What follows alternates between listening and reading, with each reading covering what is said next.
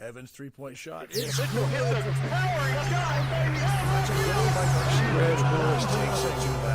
The following is a production of the Rough Rider broadcast team, a presentation of Watlington and Shires Productions.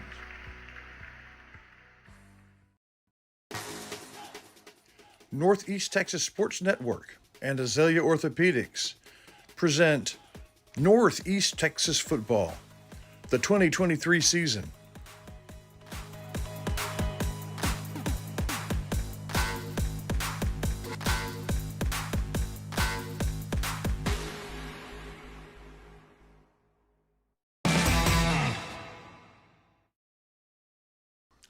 Welcome everybody to it's a beautiful school here in Hallsville, Texas, and it's round one of the playoffs, and it's two of the more talked about teams, the Center Rough Riders and the Gilmer Buckeyes. Unfortunately, two of these talked about teams are meeting in round one. It's kind of like, Muhammad Ali and George Foreman meeting in the Olympic tournament way before the finals. I don't know that we're that good, Rob, but we are awfully good, and so is Gilmer. We've done some Gilmer games in the past, and they were awfully good teams back then. They have been, and welcome everybody. We're in Hallsville, Texas, in Bobcat Stadium. Very nice stadium tonight. The center team is the visitor team. The Rough Riders come into the 7-3 with an overall record, 4-2 in district. The Gilmer Buckeyes, Chris, come in 7-3 also. Yeah. But they're 4-1 in district, so one fewer district games. Yeah. So both teams on their scoring evenly matched, and we'll see how it plays out on the field tonight. And boy, we're glad that all of you decided to tune in, whichever way you want to listen or tune in. That's right. We're on the radio. We're here on YouTube on the live stream, and we appreciate Jeff Adams, local attorney who is making it possible to be on YouTube. Otherwise, you'd be paying to see it someplace else. The UIL websites you pay to watch, pay-per-view. Now, is that different from the regular season, or playoffs different from the regular season? They are, but through Jeff Adams' generosity, you didn't have to change. It's free to Rough Rider fans, and we appreciate Jeff. We do. And I appreciate this word of wisdom from our coach, who I asked him, how he felt and how the team felt, what was important about tonight. And this is what he said about 5 minutes ago. Well, I think Coach said something, Chris Wallington. I've got to get it fixed because the hoop is turned off. Yeah, you have to turn it on and off. It's impatient. But how do you do that? Oh, that's okay. We'll take care of it later. He said that the most important thing was have fun. You've have gotten to this point. This is a great team and a great stadium. Enjoy that. We'll hear him live when we get to our kickoff a little bit later. So, sounds good. Well, folks, we appreciate you tuning in, and the fans that are attending the game are starting to filter in the visitor stands on the far side. We're on the home side, in the press box side, so in the visiting radio booth, and we're glad to bring you the broadcast tonight. We've got a lot of interesting pregame stuff to bring to you, so y'all stay tuned. It's the Rough Rider pregame show here live from Hallsville, Texas, and we'll be back right after this.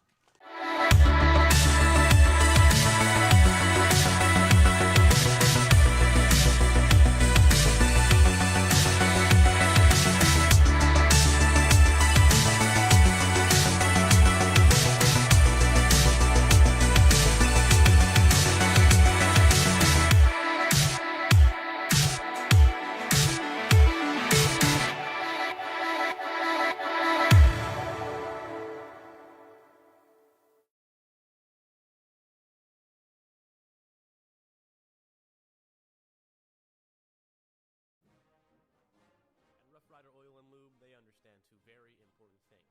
First, you and your family spend a lot of time in your vehicle, so you need to take good care of that vehicle so it can take care of you. That's the specialty of Rough Rider Oil and Lube, protecting the engine that gets you where you need to go.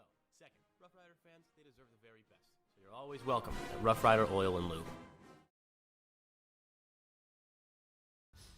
All right, everybody. Welcome back. And, Mr. Payne, it's our 30th season, and now we've moved to the postseason. Postseason. How about that? The Center Rough Riders and now this is a by-district championship game. Us in District 8 versus District 7. Okay. We're the third seed. Gilmer was the second seed. for a change, they're not the best team in their district.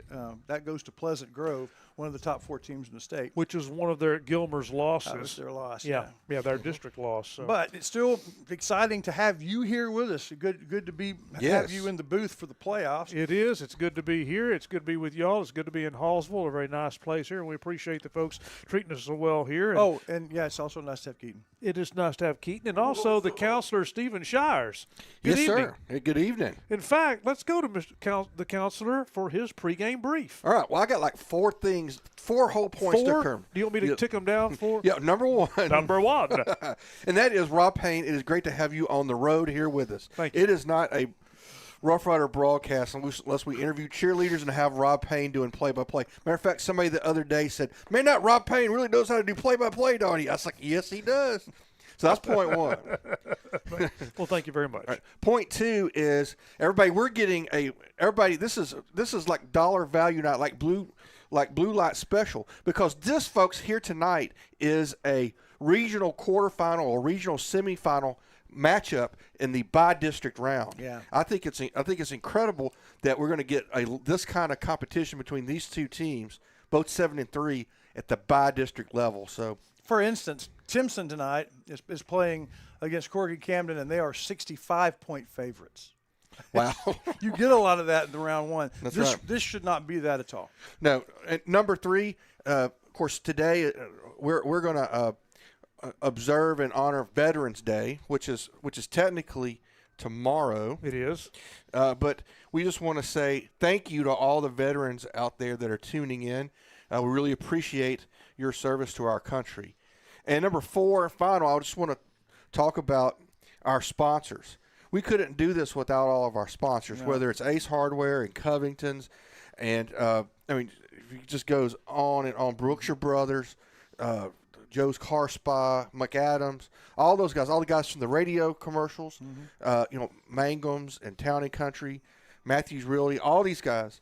These are local businesses that have great products and services that you should go there and shop with them anyway, because there's stuff that they do, and it's hometown local people you can count on.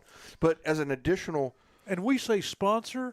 Another way to say it is supporters of our athletic program and supporters of our students and our school system, not just athletics. Yep. There's band and cheerleaders and drill team. There's a whole lot of folks involved, and these sponsors are supporters of these exactly. folks. And like, for instance, our Up Close and Personal, which we meet a band student or chaparral, something like that. Of course, brought to you by Borders Poultry Supply on Shelbyville Highway and Center.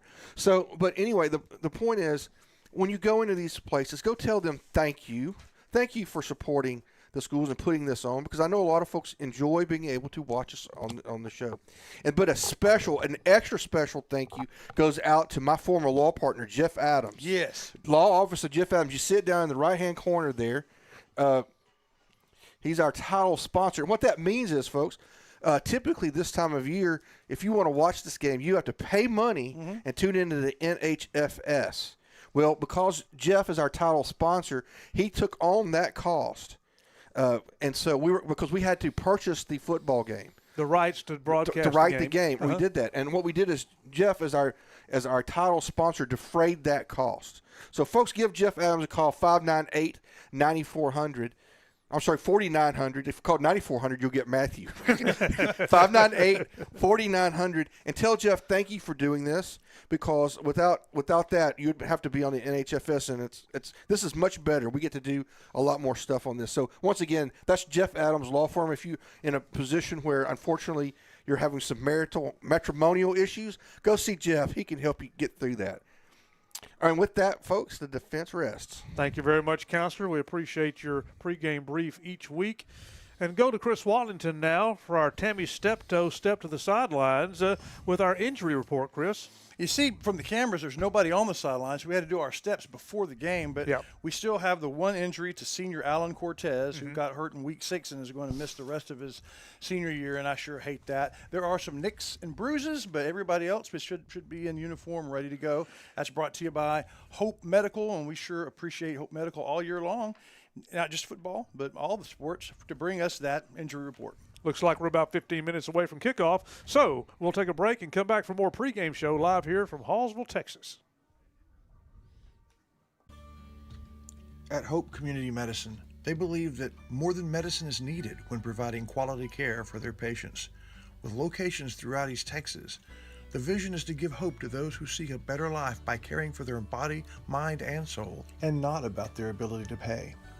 Through the network of staff and locations, Hope seeks to be primary provider of medical, dental, and behavioral health. Because the difference that Hope makes is the difference between night and day.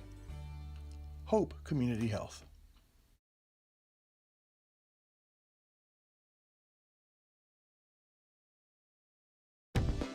Tammy Steptoe is where realty becomes reality. How do you know? Every time there has been a reader's favorite contest in the Light and Champion, they've won it.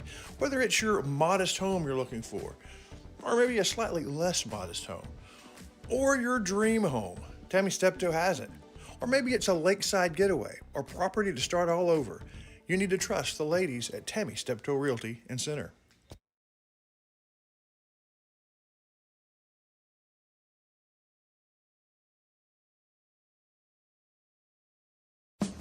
Steve Tinkle at Center Tire Company knows time is money, and that's why when you pull into Center Tire Company, it's like a NASCAR pit stop. You tell them what you want, and they're on it fast. Whether you need a set of new tires for your car or truck, a flat fix, or just a tire rotation, you won't have to wait long at Center Tire Company. Name brand tires you know, hometown folks you trust. If it has tires, either they've got it or they can get it at Center Tire Company, 880 Hurst Street in Center. Welcome back, ladies and gentlemen. Stadium pregame show live from Bobcat Stadium in Hallsville, Texas. The Gilmer Buckeyes versus the Center Rough Riders. And we want to thank Gaddy's Medical Equipment for sponsoring our Cheerleader Spotlight. When it comes to medical equipment, remember, Gaddy's. Let's go to Chris Watlington for our Cheerleader Spotlight. The cheerleaders from Center are not here yet. They got way late. The band isn't here. It's an early game. It was a school night, a school day, early pep rally, weird schedule. So the Center folks are still kind of coming in. So fortunately, last night, Larry Pierce and I did the Shelbyville game, and I wanted to talk to the Shelbyville coach. He was on the bus with his players in the rain, but one group wasn't. Go ahead and press play.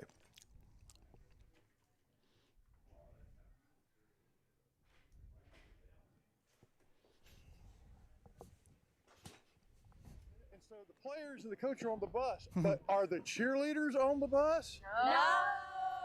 Right, and so let's talk football. What's it going to take, Shelbyville, for a Shelbyville Dragon victory tonight? Everybody make good passes. Yeah. Everybody. I'm Jaylee. Don't slip.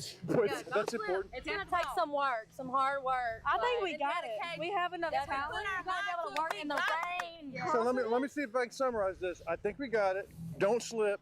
Play hard. Make good passes. Do your job.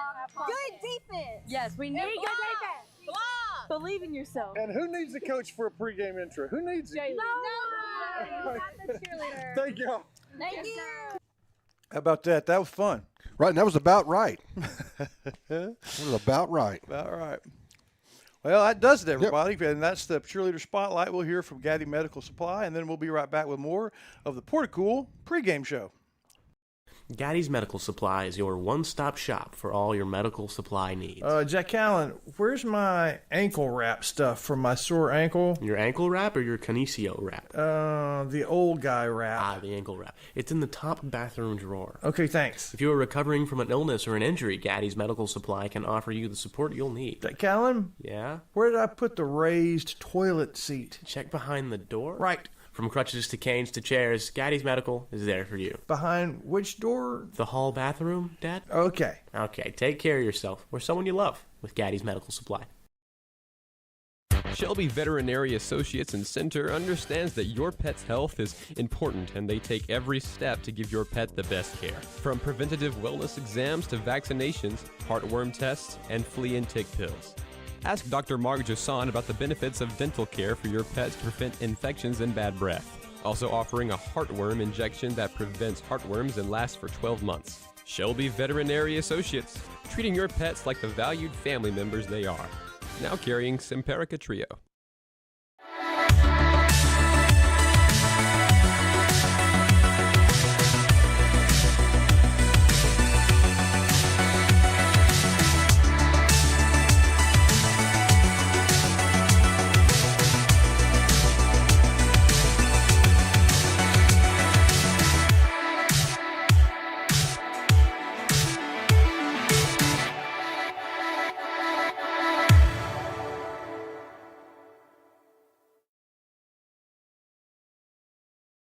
Go.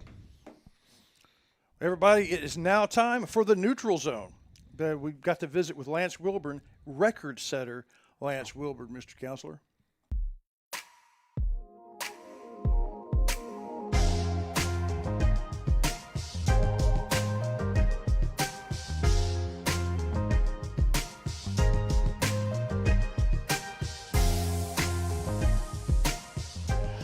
Well, okay, Mr. Wilburn, we're going to the playoffs, and individually, this is a big night for you. You're currently have caught more touchdowns than any Rough Rider in any single season. A couple of more touchdowns, you will have caught more than any Rough Rider ever. Yes, sir. That's kind of exciting, isn't it? Yes, sir. But not something that you probably have thought much about. What has been the main thing that you guys have worked on this week? Just going hard and getting each other ready for Friday. When you start thinking about what you do in practice, does it change from week to week based on who you play, or is Yes, it pretty sir. much? Depending on how they play us, is how I practice. What are you expecting tonight from Gilmer secondary? Press coverage. Oh, really? Yes, do, sir. do you like press coverage? Doesn't bother me. People are watching this before the game. Which year on the varsity has been your favorite? Has this been your Senior favorite year. one? Really? Yes, sir. Why come? Just showing out more this year, I guess. Okay. Been able to do more of what you want to do. Yes, sir. All right. Well, thank you for several good years of entertaining us, and I hope it continues. Yes, sir.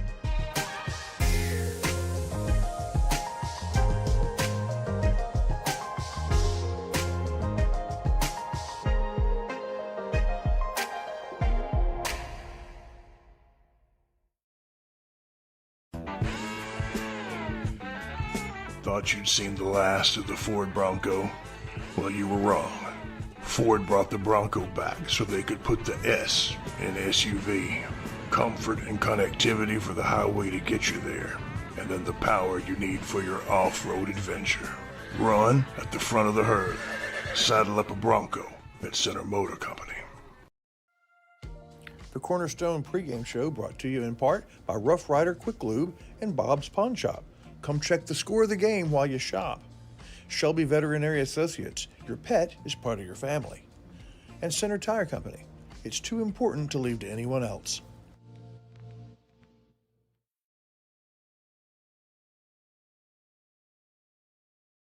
Everybody, welcome back to the Portacool pregame show. It's the Counselor Stephen Shires here, and it's time to turn it over to the vastly superior level number 2, Watlington. Hi, that's And that me. was Keaton. I'm the vastly superior level number 2 Watlington named Keaton. Typically when I come to these games, I take a wide variety of different roles. Today my role is piloting the Batters Law Firm blimp. I'll be bringing you scores from around the area as well as recapping scores from around the area too. Let's talk about what happened last night. Carthage played Liberty Ilo. Played is the wrong word. They destroyed Liberty Ilo 42-0. Garrison destroyed Jewett-Leon 58-0. Centerville destroyed West Savine 42-0, and Beckville beat Alba Golden 41-0 as well. However, I had the distinct pleasure to be at the game probably the game of the week so far. It was Shelbyville versus Groveton, really far back and forth. Shelbyville eked out the win 35-28 as time was expiring. Really exciting. Games to watch for tonight. Of course, we have Timpson versus Corrigan Camden. Timpson, heavy favorites right there. And then some of games from our district right there. We have Van versus Spring Hill, Rusk versus Pleasant Grove, and, of course, from the county, Tenahall versus Hull-Dicetta. That's what we got right there. I'll be checking in occasionally as the time continues, but that's all I have for you now. Well, all right. So now we go from the vastly superior Wallington to the slightly lesser inferior Wallington as Chris Wallington performs his usual area roundup. Let's hear it from Chris.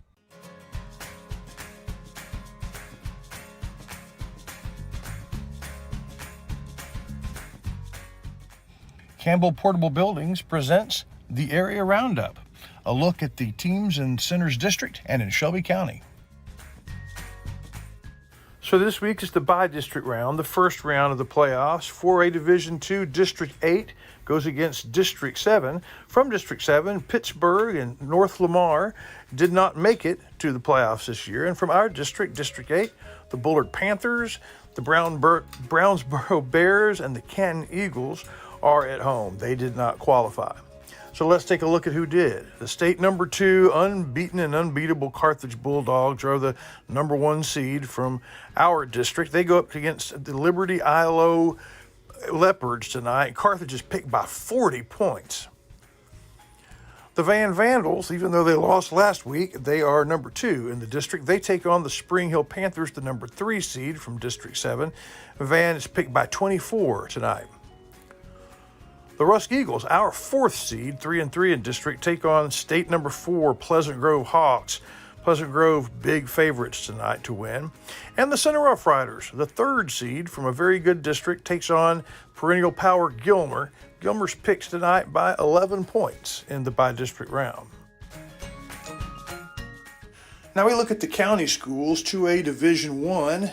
Shelbyville is playing probably the most interesting game. They played last night in a game where they were 1-point underdogs to Groveton. Timpson is a ridiculous favorite over Corrigan Camden Friday night, 65 points. And Garrison, who played last night, was 42-point favorites versus Jewett-Leon. And then we look at Tenaha in Division II. They too 36-point favorites tonight against Hull de Zeta. And that's your area roundup, brought to you by Campbell's Portable Buildings, because your building matters.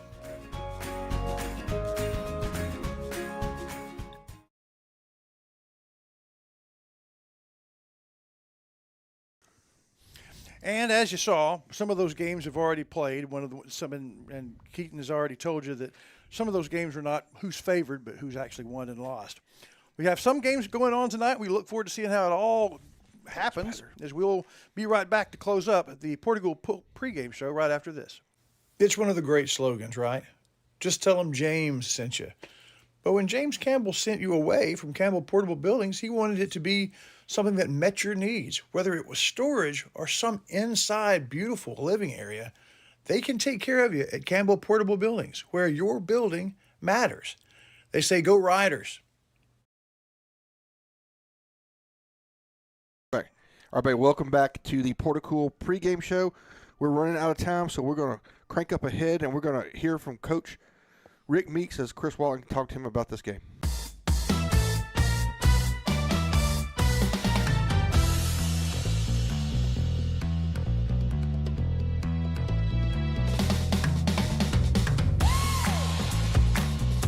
Coach, thank you for the time. We pull into Hallsville, and we face the Gilmer Buckeyes. Let's generally, when you're facing Gilmer, what do you need to keep in mind? Well, just the tradition and the expectation they have, and they've done such a good job of building and growing and maintaining. And so, when you get ready to play them, you're going to get full quarters. They're not worried about anything but the next play, which is very similar to our mentality. And we're going to have to be ready to play a full game. Has the intensity and focus and practice been what you would hope it would be? Very much so. We've had a really good week of practice. Almost kind of alarming. We're used to having some hiccups throughout the week and dealing with monotony, but we haven't had that this week. So that's a good thing. And yeah. So it's been a good week. As a coaching staff, do you feel, when you look at this team, you feel like we really have something here? This could be special.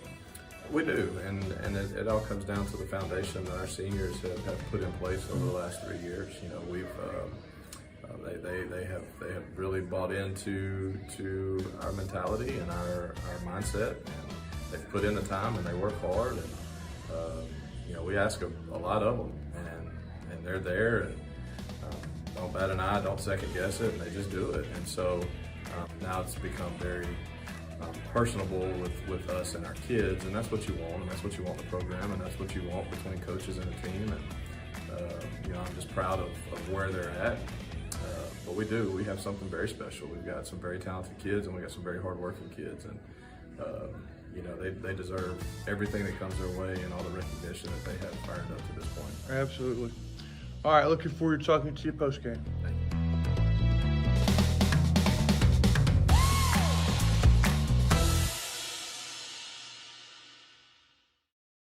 you. Go.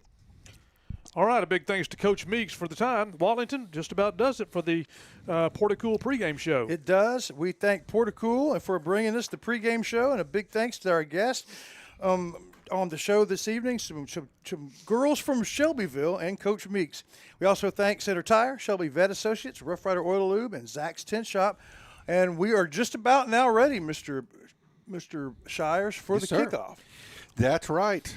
So the Rough Rider is going to receive the football. I did not tell. I was looking at something else. I don't know if we won the toss and decided to take the football, which I doubt. I imagine Gilmer probably won the toss and deferred to the second half. That's what happened. Guess. Yep. All right, Wallington is passing out the peppers as we're getting ready for the kickoff. The Center Rough Riders are the visitor team tonight. They come in with their visitor white jerseys, purple numbers, gold helmets, white pants. The Gilmer Buckeyes come out in their black uniforms with orange lettering on them, white pants. And the Buckeyes will be kicking from left to right as you look at your televisions and radios. And thanks again for tuning into the broadcast tonight. Whether you're just listening on KDET 930 AM, or you're listening on your TuneIn app, or you're tuned into your televisions or iPads with the video, good, clear, professional video. All right, here we go, folks. We about ready to pop? I'm about ready to pop. 1, 2, 3, here we go. Pop a pepper. That's a good beverage. And there's a And kick. as we pop, it's a kick where the kicker, kind of odd, didn't run up and kick it. He just stood there and kicked the ball. And it was fielded for the Riders, fair caught at the 34-yard line. That's where the Riders will have it, 1st and 10, as the Riders will take it for the opening drive. And let's go Center Rough Riders in the by-district championship game in Hallsville Bobcat Stadium. Rider offense takes the field. Cash Cross comes out to the quarterback position. 2 receivers on the left, 1 and 2 on the right. So we've got twin receivers, 2 on either side. Empty backfield, Cash Cross in the shotgun, takes a snap, throws immediately. Wilburn has it on the left-hand side to the 40 and out of bounds near the 45-yard line for a Ray Jones first down for the Center Rough Riders to start out with a 12-yard play. Nice. Get a little bit of rhythm and a little bit of yards and comfortable yards on the start. Well done. Quick snap from the 45-yard line. The Riders are ready to go again. There it is. Cross has it. A design run, and Cross gets about 3 yards, and the Gilmer Buckeyes swarm him at the 48-yard line. Talking to Gilmer's people, they are most concerned about Cross. They understand about our other skilled players and the excellence of Caden Dixon, but they really want to try to control our quarterback. On 2nd down and 7, there's some movement, and the first Wada penalty comes out. I think that's going to be on Wilburn. He went a little early. Yep, so we've got a motion on the Riders, false start, backs them up 5 yards. So it'll be 2nd down and about 12. Okay. Make it a little more challenging. Early in the moments of the first quarter, in a 7 o'clock kickoff, a rare 7 o'clock kickoff for the Riders. Now 2 receivers to the right, but we're going across the middle, intended for Lance Wilburn, but the ball went behind him, and Lance stopped and looked back and kind of almost held his arms up. And there was some that's a shame. miscommunication. Yeah, that was a touchdown waiting to happen, but Cross thought he was going straight. Wilburn was going on a post pattern, and he was open either way. It was just if they had made that catch, that would have been an early touchdown within the first 60 seconds. Riders open and passing here, and now twin receivers, 2 on either side, empty backfield, out of the shotgun, high snap. Cross brings it down and is running and is tripped up and makes it to the 50-yard line. So the penalty cost them quite a bit, and that incomplete pass. Now the Riders will have 4th down at the 50. That's going to be 4th and 5. We're going to punt. I wondered for a second if we were going to go for it. Because, I mean, if we got another yard or 2, I think we would have seriously considered it. And we may need to test these Buckeyes a little bit first to see how we do. But Coach Meeks decides to punt on 4th down and 5. Ball spotted at midfield. There's a snap. And the kick is a low kick that bounces and rolls right into the hands of the return man at the 20-yard line, who's under some pressure already. And now he evades some tacklers and gets up to the 30 and out of bounds around the 32, where the Buckeyes will have their opening drive. The Buckeyes is the first team, Carthage included, that just lines up with us athletically toe-to-toe. They have the guy that can throw. They have the guy that can run. They have the hard hitters. They're slightly bigger. So it's the first team we've played all year that athletically may have our number. Yeah, I think Dangerfield, even though it's a smaller school, I think Dangerfield also matched up athletically. But that's really about it. And North DeSoto. All right. Good point. The Buckeyes starting in the shotgun in an I formation. Snap, give, run. Right straight ahead on, and number 1, Will Henderson, takes the ball up to the 40-yard line for a nice 5-yard pickup for the Gilmer Buckeyes on their opening play. But good defense, heads-up defense. Number 16 of the Rough Riders, Jacaden Rogers, was one of the first ones there, but it was a group tackle. Now Henderson moves to the left of his quarterback in the shotgun. 3 receivers on the left. Trips left. Snap, looking left, throwing. Ball is knocked away, well defended by the Riders. Knocked away. That's a big defensive play by the Riders, and it'll bring up 3rd and 5. Yeah, our safety just read it. I know what's fixing to happen and came and knocked the ball away. Good heads-up play. Big time. And that shows lots of great coaching and practice. That's a nice play. They show a lot of looks, does this team, and our coaching staff has been real proud of our guys on how well they have adapted in practice and kind of learned the ways of the Buckeye. All right, it's going to bring up. Should be 3rd down, right? I know, it is 3rd down. It is 3rd down for the Buckeyes. 3rd down and 5. They have the ball at the 40. 2 receivers left. Snap, fake, throwing in a crossing pattern. Caught for the 1st down is number 7. Oh, fumble's out. Ball's out. And the ball comes out. Are they And the Riders say they have it. Let's see. They do have it. The Riders recovered it. Is it a fumble? They just said he was down. I think that's probably the correct call. So it's not the one I want, though. Yeah, I know. So they ripped the ball out, but he was on his back touching the ground when it happened. And the referees say that the Buckeyes retain possession and a 1st down just in Rider territory at the 48-yard line. 1st and 10, man in motion, comes back, handoff right up the middle. Oof. And there's 10 yards. There's 15, 20, 1 man to beat. And he does beat him. And from the 48-yard line, the Buckeyes are in for the first score of the night. And instructional right there, one of their speedsters, not their fastest person, but one of them. And did you notice that the Rough Rider on the play had the angle and just missed it? Because everybody else he's chased this season, that angle would have caught. Not that guy. World-class speed, it's killer. Looks like they're going for 2. 48-yard run. Now the Buckeyes line up for a 2-point conversion. And now they do, much like the Riders do, and they shift into the extra point setup.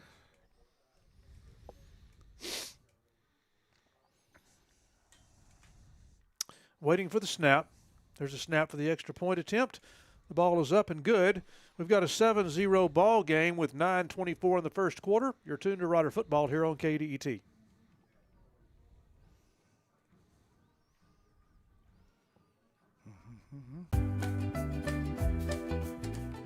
You know that Ace Hardware of East Texas is all the hardware you need, but there's a lot of other things they have too. Fun things for your camping trips. Fun things to wear when you go outside. For the 4th of July barbecue, to the house warming in the fall, to your Christmas shopping and clothes for all year long, it's Ace Hardware, the helpful place of East Texas. Everybody, welcome back. It's time for the Shelby Savings Bank kickoff with Gilmer up 7-0 with 9:24 to go here in the first quarter. Wellington, that's not that big of a deal. This was not going to be a 17-14 type of football game. No. So and the Rough Riders had their own big play that was just a poor decision away from happening. It's not like these Buckeyes are going to get all the big plays and the Rough Riders aren't, but that was a mighty nice big play. All right, back deep for the Riders, Timothy Johnson on the Shelby Savings Bank kickoff from the 40-yard line from left to right. it's interesting. That's clearly going to be a pop-up kick. It's an end-over-end kick fielded by the Riders at the 24 up to the 30, and it's Johnson tackled around the 35-yard line, and that's where the Riders will start their second possession of the night. 9:19 to go here in the first quarter, and the Buckeyes lead 7-0. Toledo Automotive, your Napa parts dealer on Hurst Street, brings you the starting lineup of potential record setters, and they're all on the field. Lance Wilbur, 2 touchdown receptions away from the all-time mark. Cash Cross, about 150 yards away from the all-time mark, and our running back only about 3 touchdowns away from tying the all-time mark. Dixon comes in to stand behind Cash Cross. Now the referee says, let's go. And it's Dixon right straight ahead on who breaks through the line, legs still moving, and it takes a swarm of Buckeyes to bring him down after a nice 6-yard pickup from Caden Dixon. Yeah, boy, kept those legs moving. He wants it, doesn't he? He does. Yep, yep. And that's what it's going to take tonight. Riders are ready to snap the ball again. 2 receivers on the right. Hand off to Dixon again. He lowers his head. This time, not as much room, but he powers his way up for another 2, maybe 3 yards. Yeah, they had that.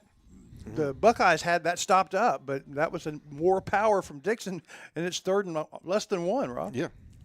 All right, 3rd down and short for the Riders. And they need to get to the 45-yard line.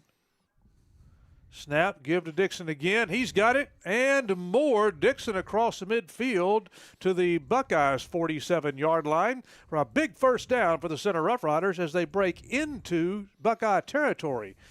Riders ready to snap again, catch the defense.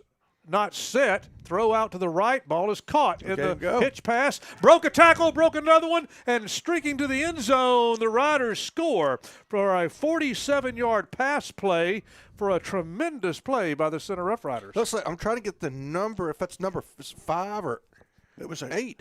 We need that number because that was a fantastic play. Number 6. So, number 6 for the Riders, Brandon Barnes with the touchdown. The Riders line up for a 2-point conversion and then bring the kicking team in. Like they do. Like they do.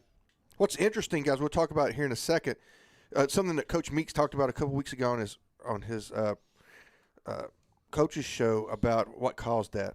Hernandez kick is up and good, and we have a tie ball game. 8:12 to go here in the first quarter. Riders 7, Gilmer 7. You're tuned to Rider Football on KDET.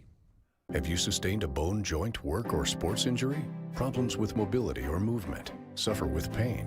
Contact Azalea Orthopedics. Our specialists serve patients across East Texas. For proven, trusted medical care, you have a choice. Demand Azalea.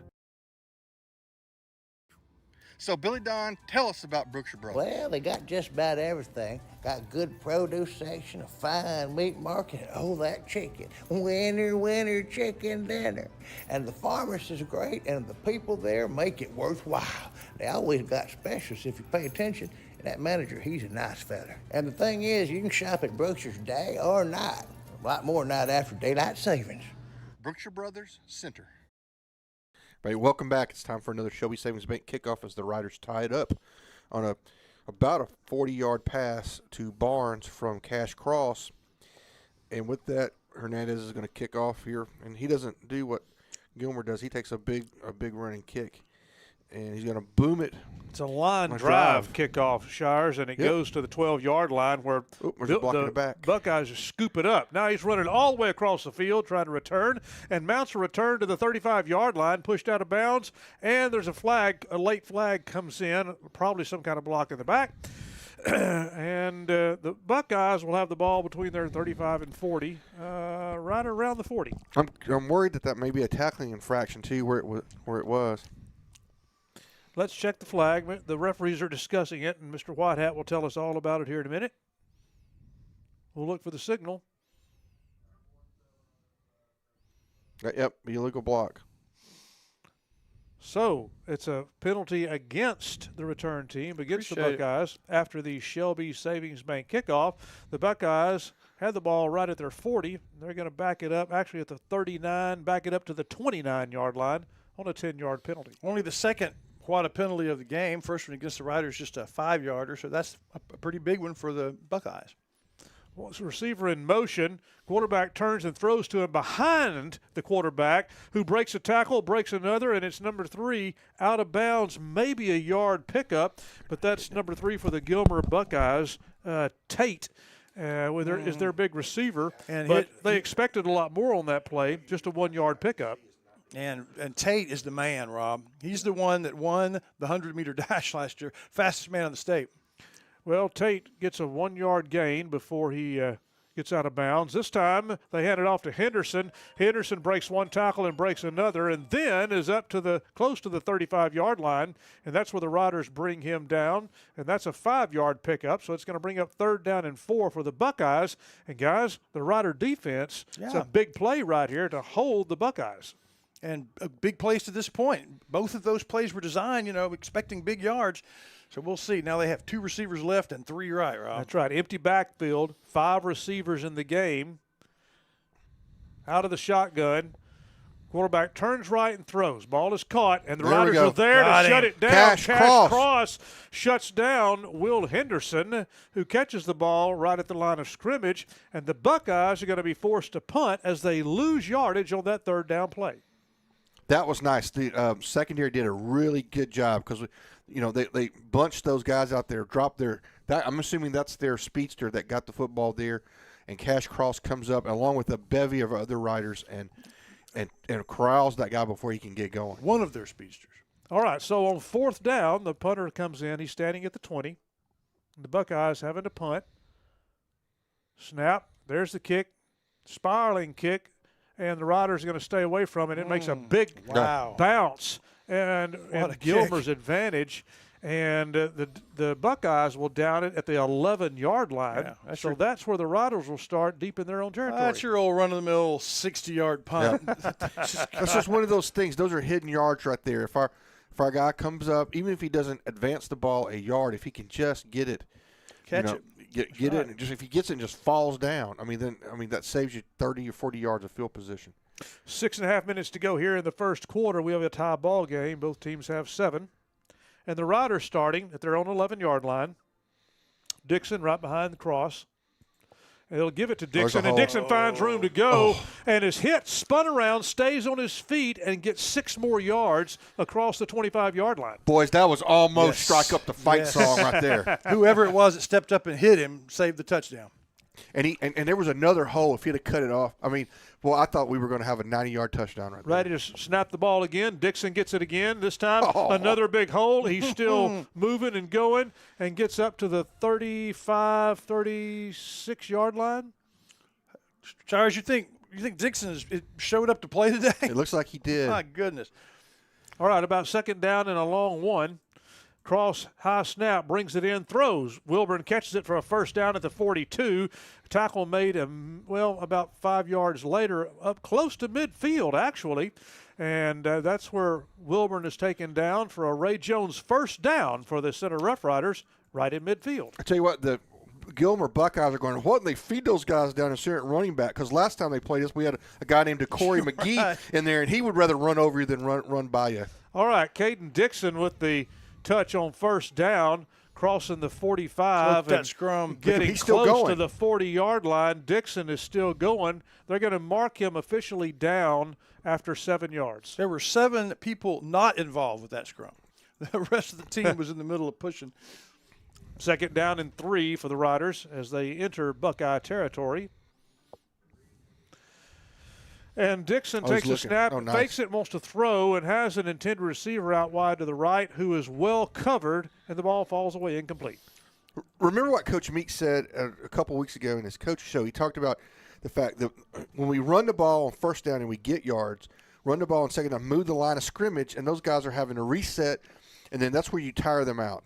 All right. Oh, nice play. play. The handoff to Dixon, and now they bite on it, and Cross takes off with it, is grabbed, breaks that tackle, and finally brought down at the 10-yard line.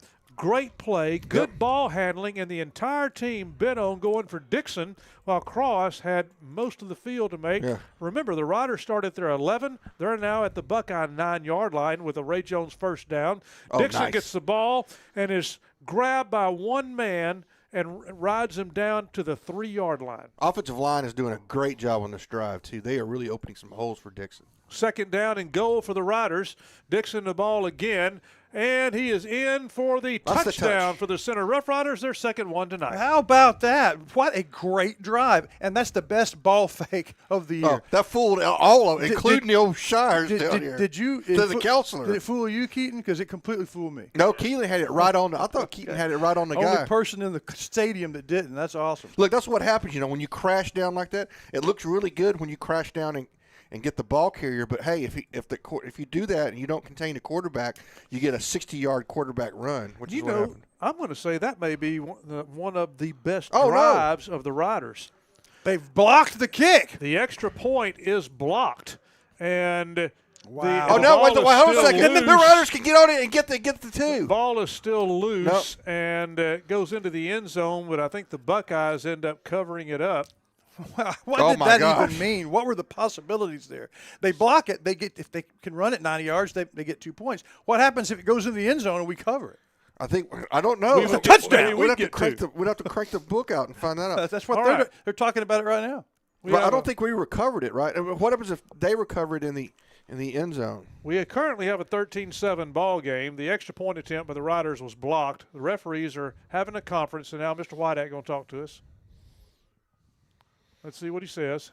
We're going to listen, folks, and we'll tell you. That just reminds me, if you take it back all the way, it's 2 points everywhere else except in one place, in Jasper, Texas. Right. It's only one if you do it in Jasper. Here we go.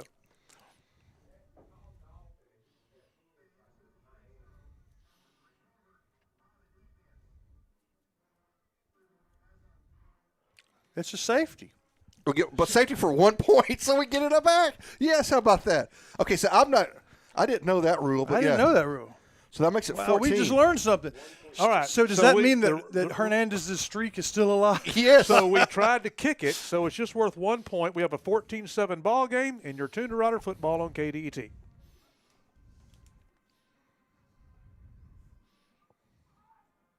Hey, y'all got a dirty truck? Well, then take it to Joe's Car Spa for a spa day. At Joe's, they make 'em shine. And they're standing by to work with the community. They was elected best of Shelby County this year, and it's called Joe's, but it probably ought to be called Reed since Reed Grant owns it. So, Billy Don, when it's time for your...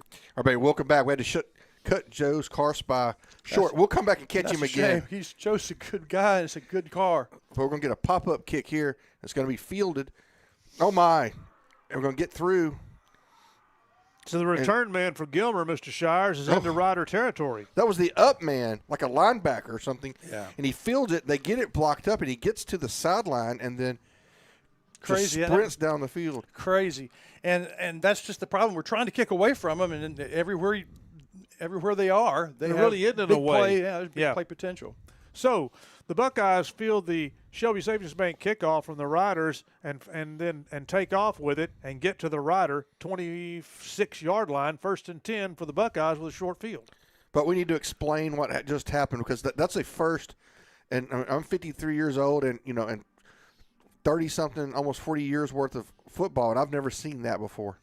Several men in motion for the Buckeyes, and I'm going to think timeout. Is it timeout or was it a legal procedure, or was it a timeout? All right, timeout, Gilmer. Yep, you're right. So we'll take one as well. You're tuned to Rider Football on KDET. Hey, y'all got a dirty truck? Well, then take it to Joe's Car Spa for a spa day. At Joe's, they make 'em shine. And they're standing by to work with the community. They was elected best of Shelby County this year, and it's called Joe's, but it probably ought to be called Reed since Reed Grant owns it. So, Billy Don, when it's time for your car or truck to have a spa day, where do you take it? All right, everybody, welcome back.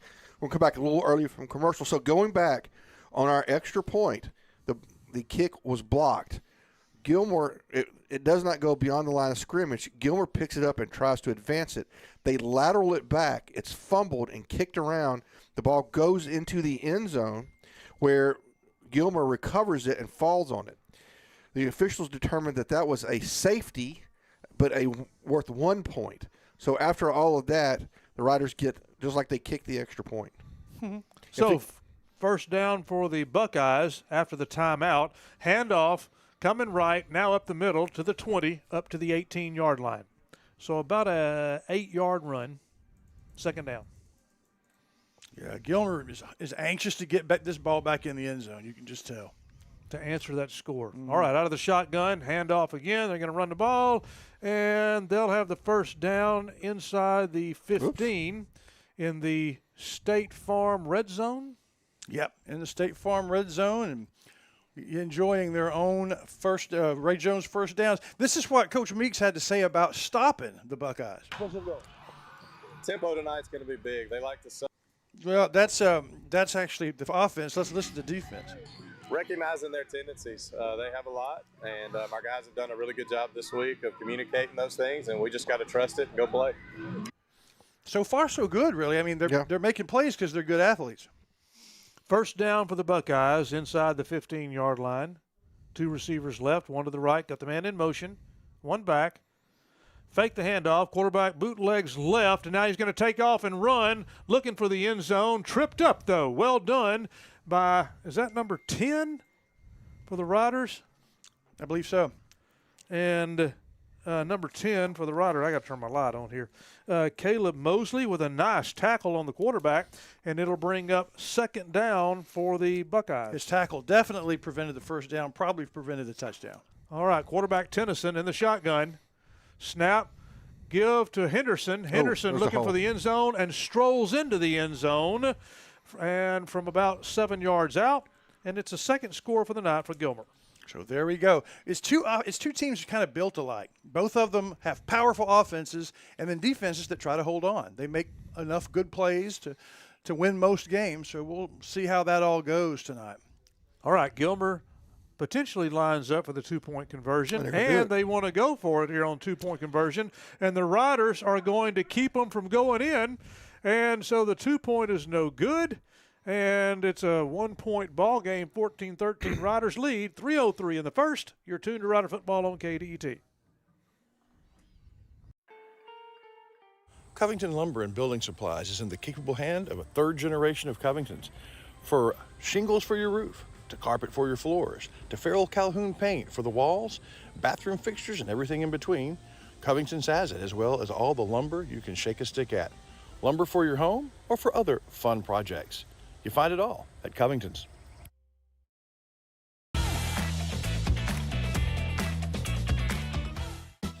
You're watching the round 1 of the UIL playoffs, the Center Rough Riders versus the Gilmer Buckeyes. It's the by-district round, live from Hallsville's Bobcat Stadium. Everybody, welcome back. With 3:02 to go here in the first quarter, Riders up 14-13. Interesting turn of events. Riders have an extra point block, but through a weird series of events, get the extra point. Gilmer comes back with a great kickoff return and then punches it in, goes for 2, and doesn't make it. So Riders are up 14-13, and Gilmer is going to do yet another Shelby Sanking's bait kickoff. Now, this kicker is impressive, Washington. He takes about 5 steps, and then he's able to boom it. A nice end-over-end kick, and the Riders will field it at the 5. Coming up to the 10, 15, and almost to the 20-yard line where the Riders will start this series, their third one of the night. It's not terrible, but I almost wish he'd have put his hand up to try to get the to the 25? Yeah, to get it to the 25. If you fair catch a kickoff, then you get the ball at the 25-yard line in high school football. 2:58 to go here in the first quarter. It's a 1-point ball game. Riders lead by that 1 point, 14-13. After the Riders denied the Buckeyes on their 2-point conversion. Caleb Mosley, number 10, a Center Rough Rider Center Mo Company player of the game a couple weeks ago, comes up with the big stop. Cash Cross has a snap. He turns and throws to the right. Ball is caught around the 24-yard line. It was almost picked off by his teammate, number 6, who thought it was coming to him. I'm glad it got to the intended receiver. I don't think it did. I think it was incomplete. Oh, okay. Oh, it does. The ball came out, incomplete pass, second down and 10. I don't know you draw one up that looks like that. I'm not sure what happened there. On second down, they fake it to Dixon. Cash wants to run up the middle, and there's no room. He's chased by 3 Buckeyes, and he smartly just has to throw it away as he approaches the sideline. Something didn't work again. I don't know if it was a good defense on Gilmer that ruined the play or if it was a mess up before the snap. Well, I mean, I don't think that he had time to look. I think the pass protection broke down, and Cash was able to scoot outside, had just enough athletic ability to get away from those guys. But it's not like some of these teams where he can Jim Brown it and go 70 yards. It's not going to happen tonight. But he does a smart thing. He throws it out of bounds, so no loss on the play. On third down, Riders put a man in motion. Snap, back to pass. Looking, now rolling left, cross, looking down the field. Now he decides he's going to have to run it. Takes off going to the right. Now turns the corner, tripped up, still on his feet, and out of bounds, but out of bounds after the Ray Jones first down. Oh, that's good. Caden Dixon on that play comes in and cuts down a cornerback blitz. He does. He was the key. And that kept it. Otherwise, it was going to be likely a sack. So first down, Ray Jones first down for the Riders. 2.5 minutes to go in the first quarter. Riders lead 14-13. Dixon hits the line hard. This time there's only a yard, maybe two. It'll be second down. Boy, he hit it hard, and I thought, here he go. Oh, Yep. And he hit a rock. Right. There was a gap there, but it closed quickly, and the linebacker was able to come in and, pretty much solo tackle. 2-yard pickup. It'll be second down and 8. Got a man in motion from left to right. Give to Dixon. Nope, it's a fake. Cross is going to keep it. This time they all key on Cash Cross, and they bring him down at the 30-yard line, which is a loss of about 2.5 yards. They had both they just people blew covered that up. way. It didn't matter. If he'd handed it to Dixon, it would have been the same result. A really good defensive read that time by Gilmer. But they're going to say they forced him back, so they give him forward progress, and there's no loss of yardage on the play. Big 3rd and 8. 3rd down and 8 for the Riders. Cross back, looking, throwing. Wilburn has it and just can't hang on to it and drops poor it. Guy. Had it at the first down marker, but he just off the fingertips and down. 4th down and 8, and the Rider punt team comes in. We talked about that Tuesday night. I said, what's the difference between catching the long ball and the rifle? And he said, it's hard. You have to have soft hands, and his hands were just a little bit too soft on that one. Going to beat Gilmer, you got to make those plays. Got to make those plays. 4th down and 8. Because that was a chain mover if he catches it. Punter standing at the 20-yard line for the Riders. There's the snap, good snap, and a nice kick. It's a spiraling kick that bounces at the 40 and dies and goes out of bounds at the 39. So the Buckeyes will have the ball just shy of their 40-yard line with 1.5 minutes to go here in the first quarter. 60-yard kick when Gilmer punted last. Hernandez had that kind of kick. If it had some room to roll, it just didn't. Had the opportunity and just didn't. All right, we'll just keep it here, folks. First down for the Buckeyes from their own 39-yard line. Minute 19. 1-point ball game. Operating out of the shotgun. Man in motion from left to right.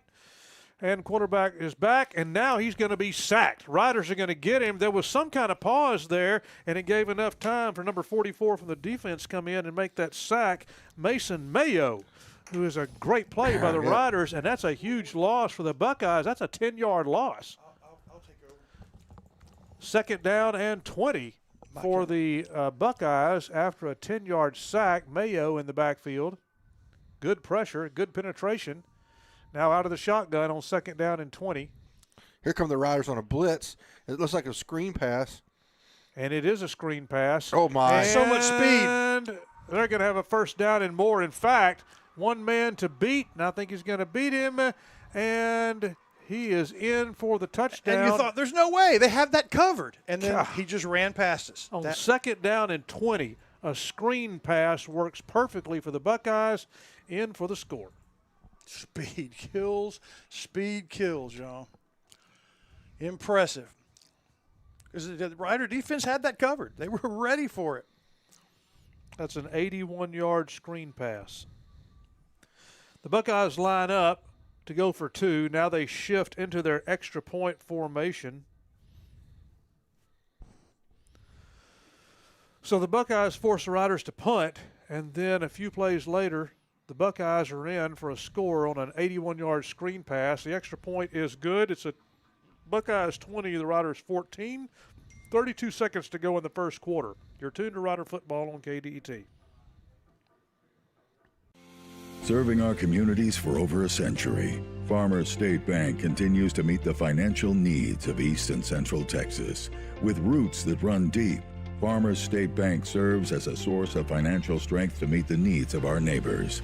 From a comprehensive range of financial products to individual service, we remain dedicated to being a true community bank. Farmers State Bank, improving lives and fulfilling dreams. Everybody, welcome back. So Gilmer gets backed up after a huge sack by Mayo. Puts them in second and 20. They run a perfectly executed screen pass. And as Chris Wallington said, speed kills, because that guy was fast. Because we're fast. No, we're fast, Chris Wallington. Yeah, that guy was the flash. That's right. Faster than anybody we have seen this year. So that the angles and what they did to get ready for the tackle just didn't work. Shelby Savings Bank kickoff. The Buckeyes line up now from left to right with 32 seconds to go in the first quarter. The kick is a end-over-end kick. Riders will field it at the 19, up to the 25, 30. There's a hole. 35 and upended around the 38-yard line. Riders will have it with 27 seconds left in this first quarter. And the Buckeyes lead 20-14 as the Riders will have a play or two before we go to the end of the quarter. Yeah, 27 seconds before we go up to the blimp for the Batters Law Firm scoreboard. We think Keaton is standing by. We'll have to check within 27 seconds. All right, Cash Cross comes to the shotgun. We've got Dixon standing behind him. Handoff Dixon. Dixon goes right up the middle and still on his feet. There's a monster still run. on his feet. And we're going to call that about a 5-yard run, except, no, we're not. They're marking it at 7 yards. Man, they gave it to him. I hope all of you are watching to see the power Dixon has, and he never quit moving. Well, yep, it's going to be about 5.5. 6 yards, yeah. Okay, so they'll call it 6, second down and 4. And that'll be the end of the first quarter as the buzzer sounds. And a heck of a first quarter it was, y'all. We'll be right back with the Batter scoreboard right after this.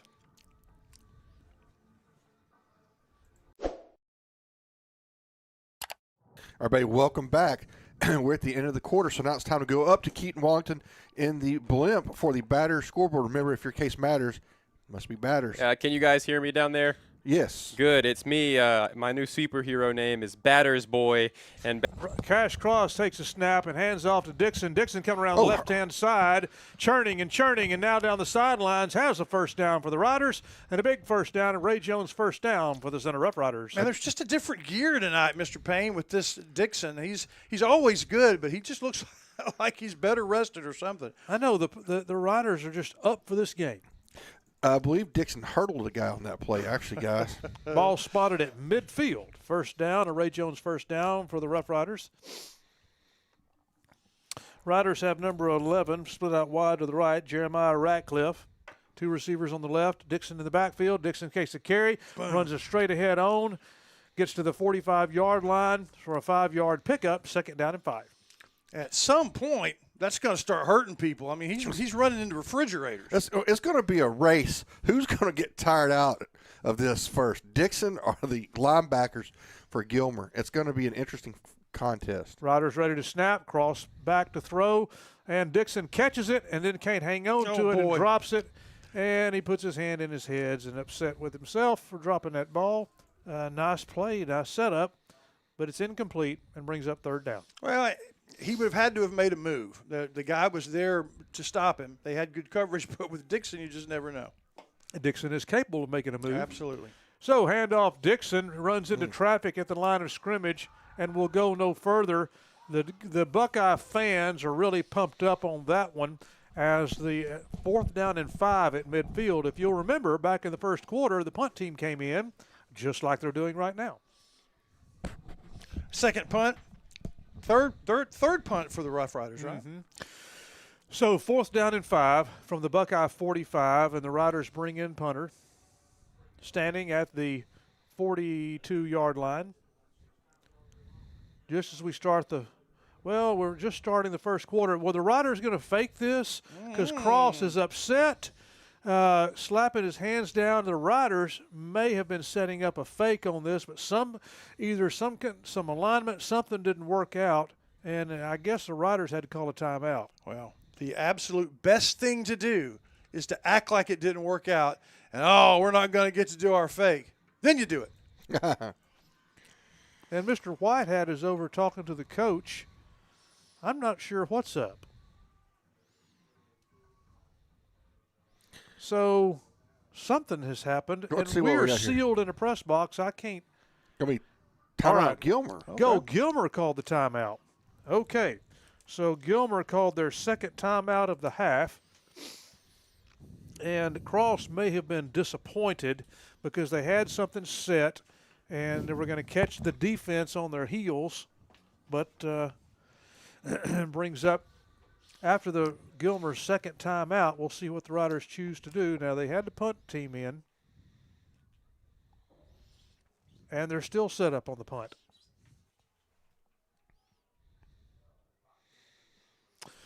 So the Riders line up to punt. 4th down and 5.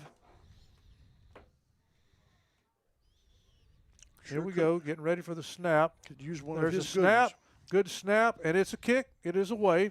It bounces inside the 20 and rolls, and the Riders are going to down it inside the 5-yard line. Nicely done. That's my boy. Yep. The Buckeyes will start at their own 3. 10:45 here in the second quarter, and the Buckeyes lead by 6, 20-14. Well, let's just leave it here because they're going to go quickly, Chris Walton. Yeah. Okay. The Buckeyes will get it set up. They're right inside. What an excellent punt there by Hernandez. And it's taken the personnel a while to get on the field. Referees have things shut down until everybody gets in place. Here we go. All right, Buckeyes way away from us here. Out of the shotgun, snap, handoff, coming right up the middle. Oh, room to run, still on his feet, breaks into the secondary, well into the secondary. It was Will Henderson who crosses the 20 and gets up to the 23-yard line for a big gain. They're scary, aren't they? The Buckeyes. Every play is a possible big time. Well, that was crazy. It looked like we had him after about 5, and then he just slips through. All right, so on 1st down and 10 after the nice run by Henderson. Got a man in motion. Got several in motion. Oh, yeah, you would think, that's got to be a flag. You would think there's going to be an illegal shift, maybe, and that's what it's going to be. You can shift, but you can't shift like that. So illegal shift, or actually they're calling it false start, illegal motion penalty. So it'll be 1st down and 15 after the water penalty against the Buckeyes. Yeah, I think they had so many guys going in motion that one of the guys actually moved forward. Looks like you can't do that. Looked like they were walking to class. Yep. Yeah. Okay, so after the 5-yard penalty, the Buckeyes 1st down and 15. Ball inside their own 20-yard line. Out of the shotgun, snap and handoff, and there's a huge hole in the middle. 1st down yardage and more, and folks, he's off and gone. A touchdown from the 17-yard line, and I thought there was a flag on the field, but I believe it's a towel. Yep. So 83-yard run for the Buckeyes with 9:40 to go here in the second quarter. They are just something, aren't they? It's looking like watching ourselves, really. Buckeyes line up in the 2-point conversion setup. Now they shift, so they're going to kick here in the second quarter. We'll see if the extra point goes through or if it's blocked. Waiting on the snap. There's the snap. There's the kick. Nice and high and good. With 9:40 to go in the second quarter, the Buckeyes 27, the Riders 14. You're tuned to Rider Football on KDET. Sandy Cox is a good State Farm agent. Just ask Drake. He knows. State Farm agents in general are pretty cool, but Sandy Cox has the answers to your questions. Like, what's best for me, for my kids, for my business, for my farm? For all of us in Shelby County, those questions can be answered at Sandy Cox State Farm. McAdams Propane Company is your East Texas propane provider. Josh McAdams represents the 3rd generation of a family that has kept clean, efficient propane running to the facilities and farms of the area, as well as to the outdoor kitchens that make life fun. They also have the supplies that make an outdoor kitchen possible.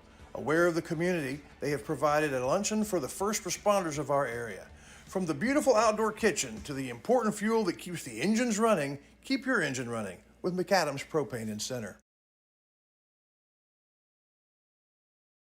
All right, welcome back. It's time for another Shelby Savings Bank kickoff with Gilmer now up 27-14. Another big one for Shelby Savings Bank, the 7th kickoff of the half, with plenty of time left in the half. We're going to charge more for that, Chris Walken. That's crazy. From right to left, the Buckeyes line up for the kickoff. This time he takes a more full kick.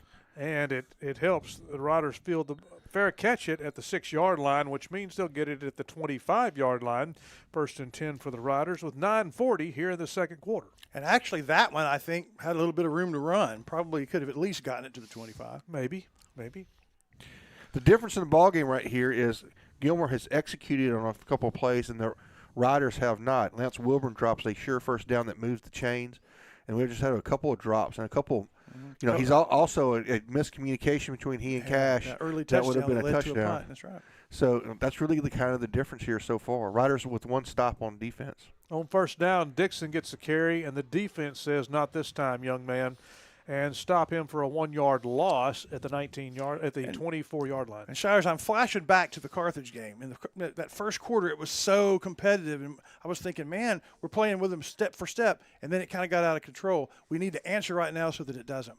Yes, and and take some time in doing it. Give our defense a little bit of a rest. Shift in the backfield for the Riders, and now Cross is up to throw. Ball is caught, and then a move is made. Oof. But for an ankle tackle, Lance Wilburn would have been into the end zone. Oh. Instead, the Riders will have a first down at the Buckeye 47-yard line and a very proud Ray Jones first down. Wilburn with the circus catch. I mean, he had to climb the ladder for that one. That was a hard catch.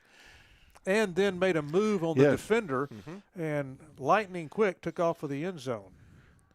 Cross in the shotgun, and then the snap comes in, and going to be on against the Riders. The referee says false start. Yep. So it's going to be a 5-yard penalty, motion penalty against the Riders, and it'll move them back on their side of the 50-yard line. Well, what is Wilburn's 100 time? It ain't much slower. No, it's not. I mean, he was Gilmer guy. He was a finalist in that same race, but these are 2 of the 6 fastest guys in the state. 8:51 in the second quarter. Gilmer leads 27-14. Cross first down and 15. Takes a snap, stands back there, and then decides to run. Gets the penalty yardage back, and back to the original line of scrimmage. That was odd, Walton. Did you see our receivers on the left didn't really run routes? It's almost like that was a designed quarterback keeper. And if that is, you need to run like an actor. Sell that it's a route. But you don't want to run the guys in the middle of the field where he's going to be going either. So second down and 10. He's got some receivers. Now he throws the long ball, and he's overthrown Wilburn by about open. 5 yards. Oh, man, he was open, Chris Wallington. And it's hard to overthrow Wilburn, but he did it. That ball went, 65 yards in the air, needed to go about 62. So third down and 10. Now the Riders can just move enough to get the first down, and then they'll try another shot like that. Yeah, and they're going to need to get – they've shown that they're hesitant to go for it more than 5 yards out. So I think they need at least 6 yards on this next play to even consider going for it. We are in plus territory, though, which is a little bit different. I guess that's true. On third down and 10. 2 receivers on the left. Handoff Dixon. Dixon fake. Lowers head. No, it's a fake, and Cross keeps it and now runs left, and his ankle tackled at the 44-yard line. And so it's going to bring up 4th down and 7. That ankle tackle. I don't see anybody moving. Okay. I see the offense staying on the field. 4th down and 7, just inside the 45-yard line. Meeks has decided we've got to stop the bleeding and stay on the field. 2 reasons. Got to score, but secondly, defense needs to breathe. A good way to do that would be call timeout. We'll see. They're thinking about it. We got 17 seconds left. We got plenty of time to snap the ball. But we still don't have the play in. Probably going to call a timeout here if I had to guess. I guess we are. They're still talking to Cross, so they're letting time wind down. 5, 4, 3, 2, 1. Are they going to call a timeout? Okay. All right, Riders call a timeout, and with 7:25 in the second, we'll take one as well. You're tuned to Rider Football on KDET. Hey, y'all got a dirty truck? Well, then take it to Joe's Car Spa for a spa day. At Joe's, they make them shine. And they're standing by to work with the community. They was elected best of Shelby County this year, and it's called Joe's, but it probably ought to be called Reed since Reed Grant owns it. So, Billy Don, when it's time for your car or truck to have a spa day, where do you take it? Everybody, welcome back. Chris Wallington, what you got on your mind right now? First of all, I want to say thank you to Mooney's Emporium for being a part of every broadcast of the whole year. And remember, the Christmas season is coming. You be sure and take care of that. It's Christmas shopping ideas from Mooney's Emporium. Secondly, coming up in 7 minutes or so is the Aurora Concepts halftime show. I think both bands are here. Both bands are going to march. We'll cover that. Tatum Music brings us that, as well as Bounds Insurance bringing us our chaparrals, and Deb's Boutique bringing us our band. We'll have a very unique conversation during the Borders Poultry Supply up close and personal with our head twirler and a lot of other individuals. You need to stick around for that. It's the Aurora Concepts halftime show. Meanwhile, back on the field on 4th down, the Riders are going for it. 4th down and 7. From the Buckeyes 45-yard line, cross back to pass, sets and throws. He's going for the long ball, looking for Johnson on the sidelines. Johnson catches the ball, but he's out of bounds. He is out of bounds, and that's confirmed by the referee. He had a defender with him step by step. And that excites the fans here on the Gilmer side.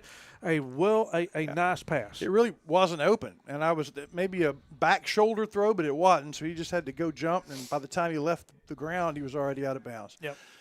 So Riders go for it on 4th down, and rather than going for the 7, they go for deep. Yeah, and they gamble. Okay. I don't like that. I'm not sure that I like the gamble when it's 4th down and you really have one route. No one else was in the picture as far as I could tell.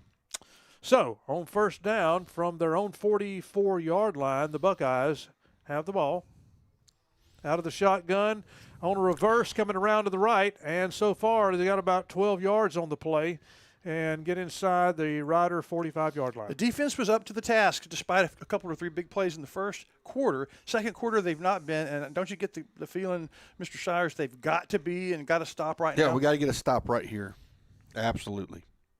After a 1st down for the Buckeyes, 2 receivers right, back in the backfield, man in motion, handoff right up the middle, room to run. Henderson now makes a move, makes another one, and scampers into the end zone. We can't tackle them. Once they get out in the open field, it seems like we're there, and we just suddenly aren't anymore. 45-yard run for the Gilmer Buckeyes with 7:03 here in the second quarter. The Buckeyes line up. We're going to assume they'll kick, but they are not lined up to do that so far. Buckeyes line up for a 2-point conversion. They shift. The kicker comes out or comes back, and they'll go for the 1 point.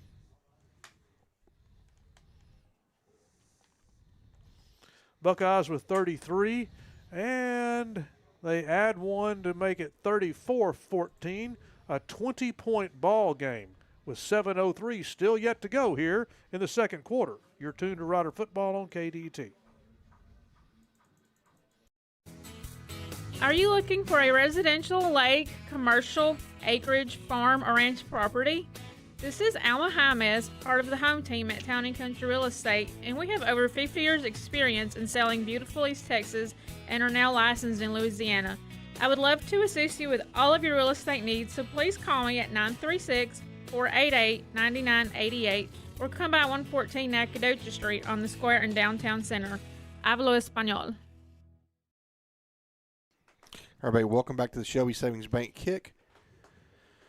Riders in trouble here. Chris Wallington down 34-14. Yeah, this is a must. 34-14 is starting to look like a blowout. 34-21 looks like, you're behind, but you're competing. So big possession here. Riders need to score and need some stops on the Shelby Savings Bank kickoff. From right to left, ball teed up on the 40-yard line. Buckeyes with a short kick to the 10-yard line, but the Riders say we're just going to get it right, just fair catch it right there, and up to the 20, get on the 25. Now the Riders say I didn't call fair catch. Yeah, I want to return it, and the referee say nope, you called fair catch. And if you didn't, you should have. Yeah. So let me help you out. I'm kind of stunned because I didn't see him waving either, but as he took off, as the return man took off to go, the referee said, "Hey, stop." Maybe he had his knee on the ground because they're not marking him. Yeah, they're marking it up. Okay, that's right. Okay. So Riders will start at the 25-yard line, 20 points down with 7:03 here in the second quarter. On 1st down, Cross has 2 receivers on the left. Fake the handoff to Dixon, throw, and he throws. The ball is caught by Wilburn for about 2 yards, and Cross is hit. He stood there and took it. He threw the ball and then kind of turned and took that hit in the backfield. But a 2-yard pickup by Lance Wilburn. Second down for the Riders. Cross back to throw. Again, this time throwing to the right, incomplete. Had a man out there, but well defended, and it knocked away incomplete, third down. And that didn't look crisp. It really wasn't a pattern. He just threw it to where the guy was with a defender waiting. So it wasn't the kind of crisp play that you'd want to see when the game's on the line. Huge third down here. Looks like that was intended for Barnes on the left-hand side. And like Chris said, big third down. Cross is going to run the ball, takes a snap and goes, and is going to have just enough for the first down. Now hang on to the ball. He hadn't gone down yet. Hang on to the ball. And they whistle him down. And a Ray Jones first down for the Riders to keep the drive alive at the 37-yard line. Yeah, that was big. Yep. All right, Riders ready to snap. It should be a penalty. Throw. There we go. And, dadgummit. So he was throwing to Wilburn. It's a free play. And Cross thought Wilburn was going to run or miss. Anyway, the miscommunication on the right side. Should have gone for the deep ball there. 12 men on the field for going to be a 5-yard penalty. So a defensive penalty, which is what these quick snaps will do for you. And so Riders will move first down and 5 with 6:09 to go here in the half. Riders down 20 points. They're looking to at least get one before the half ends. Cross back to pass. Looking left, throwing left. Has a man down the sidelines and falling down, reaches out to catch it, but it's incomplete. And the defenders for the Buckeyes are step to step with our receivers. Yeah, Wilburn can't outrun him. I mean, he can run with him, but he can't outrun him. So, incomplete, and it'll be second down and 5 for the Riders. And as a result of not being able to just outstreak him, I think there needs to be some quickness involved where you sell him deep, then stop and go somewhere else. Mm-hmm. He's quick enough to make separation that way. All right, after the incomplete, 6 minutes to go here in the quarter. Second down for the Riders. Cross looking right, looking left, going to take off and run, looking for the first down marker, and runs out of bounds and has a first down. Good decision by Cross.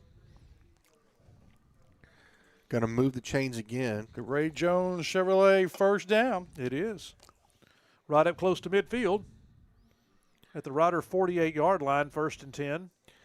I wonder why we need to get back to Dixon running the football. They kind of shut it down the last couple of times we did it, but man, that forms the basis of that sets everything else up. That's what Coach Meeks wants to happen. Absolutely. Dixon right behind Cash Cross. They fake it to him, and in a crossing pattern, they throw it to Lance Wilburn, and it's incomplete. And you saw how good the defense was. They saw it coming and got there. Yep. And, in fact, I thought the defender had a chance for the ball right there. But, anyway, incomplete, second down. It was thrown low and away like it's supposed to be. Yeah.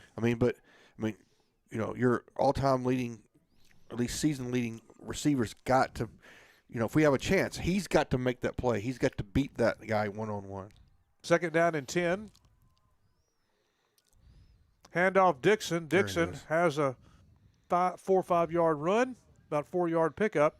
They get just in across the 50-yard line, and it'll be third down. But when he hit. Yeah. He wasn't able to push the pile. It was like hitting a mountain or a third down and 7. The side of an apartment complex. I thought he got like 5. I thought he got more than that, but. Third down and 7 for the Riders. Fake to Dixon, and now Cross under some pressure, and now they come for him, and they got him.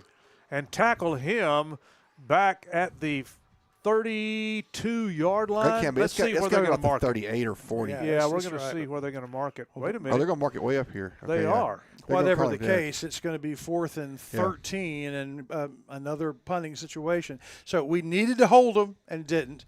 Then we needed to answer and couldn't, although we had some success, but we couldn't really get past the 50 to stay, and now it's getting critical.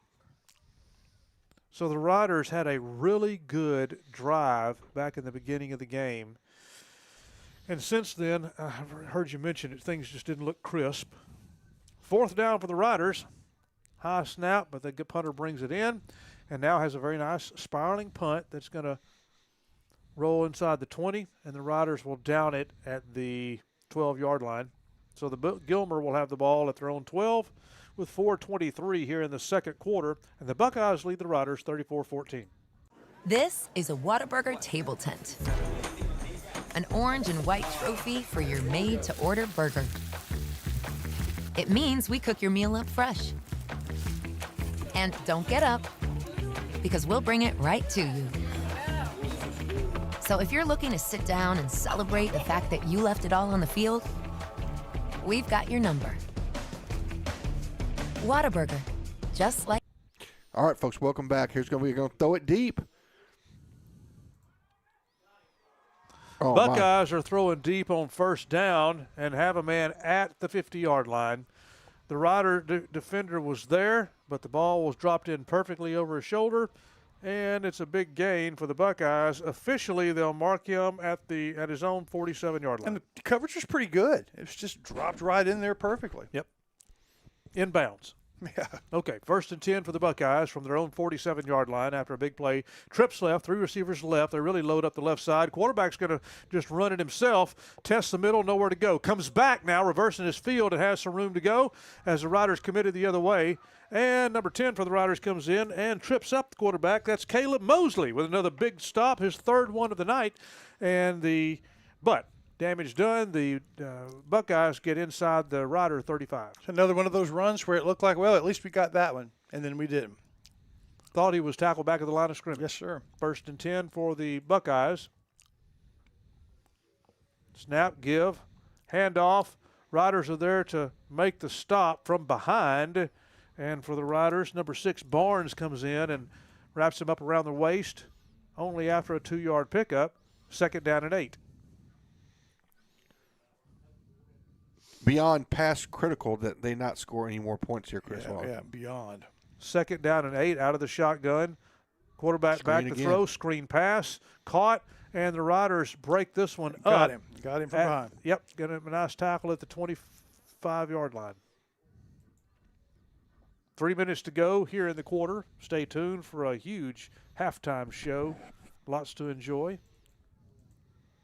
34-14 ball game. Gilmer leads by 20 points. 3rd down and 3 for the Buckeyes from the Rider 26-yard line. Quarterback puts a man in motion, but the handoff to Henderson. Henderson goes to the middle, turns right, has a little more room to run, and gets inside the State Farm red zone 20-yard line. What they needed. Big 3rd down conversion. And a clock eating, leave Riders nothing to they score, and then the Riders don't have any time. And the bad news is you're supposed to say here, well, at least we get the ball back to begin the half, but we don't. No, Gilmer does. Yeah. All right, 1st down inside the 20 at the 19-yard line. Gilmer Buckeyes, 2 receivers on the left, back behind the quarterback, puts a man in motion. Snap, fake, quarterback back, throw, screen pass, nobody there, incomplete. Well, that's one of the most successful plays. Well, there was good quarterback pressure, and I think he had to throw it before he was set. Thought we almost tipped it to ourselves. Mm-hmm. If we could have done that, tipped it ourselves, and then bumbled, stumbled down for a touchdown. That was kind of a turning point in that Shelbyville game last night, That's Chris right, Long. that's right. From the 19-yard line, 2nd down and 10 for the Buckeyes. And they're going for the end zone here, and a receiver is there and breaks away from coverage, but it's an errant pass, and it's incomplete. Best opportunity for the Rough Rider defense in a while, 3rd down and 10. Of course, it's 4-down territory unless they want to add to a field goal. But, yeah, it does. This Shelbyville was not quite this far behind, but it had that same kind of feel. Looked like, Groveton's running away with it, and then it changed in the 3rd quarter. So the rocket was on the launching pad, but there was a leak and it exploded. What happened. With a big man with the interception. On 3rd down, pump fake, and now quarterback's under some pressure, makes a man miss, and now takes off to the 15 and ridden down to the 13-yard line. So the Buckeyes will have a 4th down and, 4? Yeah. Short 4, long 3. Big moment. I'd like to see their kicker try this. I mean, he's kind of an odd one, didn't he? I don't think he does the soccer style right. I think he comes straight on. 2 or 3 steps and go. Yeah, like Tony Fritsch. Yeah, but absolutely 1,000% must stop the fourth down conversion here. They're going to let it tick down and call timeout and figure out what they want to do, and I don't blame them. Yep. 3 points would damage the Rough Rider cause. 7 points would be probably lethal. So the time winds down, and the Buckeyes call their final timeout of the half. We'll take one as well. You're tuned to Rider Football.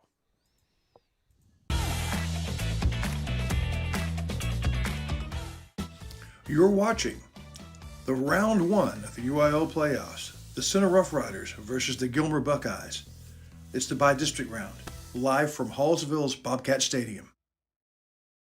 For Matthews Realty, going above and beyond is what's expected. This is agency owner Colin Matthews. Our team of seasoned real estate professionals believe in giving their clients an advantage in any real estate transaction. Matthews Realty has a reputation of highly personalized service. Matter of fact, it's our #1 priority. From commercial and residential properties, poultry farms to beach rentals, our team works hard so you don't have to. Call Matthews Realty at 598-7800 or visit MatthewsRealty.com. In the old days, Chris Wallington, we would take a Tammy step to the sideline because I'd be right there in the middle of that, whatever that huddle was. I'd tell y'all what Coach said. I missed those days. Maybe we can get them back next year. Tammy Steptoe still sponsoring. Every time we go down there, we appreciate that. It's where realty becomes reality. So we don't know what Gilmer's going to do. Whatever it is, the Rough Riders really need to stop it. I think it's going to be some kind of trickeration. I think this is an opportunity for Gilmer to pull something out of the back of the playbook. Or let one of the Riders jump off sides and get a first down. Well, that would also work for So 4th down and 4. Gilmer has the ball inside the 15-yard line with 1:10. Quarterback in the shotgun, and they hand off, and the running back takes it. Henderson in for the score. Yeah, that'll work.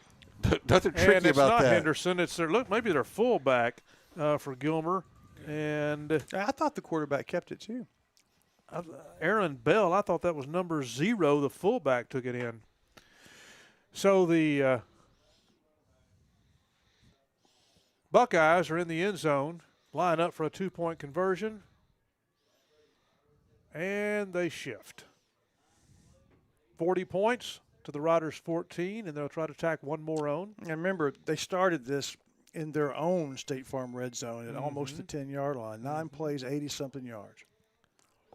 All right, the kick is up, and it's a high kick, and it is good. 41-14 ball game with 1:05 to go in the half. You're tuned to Rider Football here on NetSN. So, Billy Don, tell us about Brookshire Brothers. Well, they got just about everything. Got good produce section, a fine meat market, and that chicken. Winner, chicken dinner.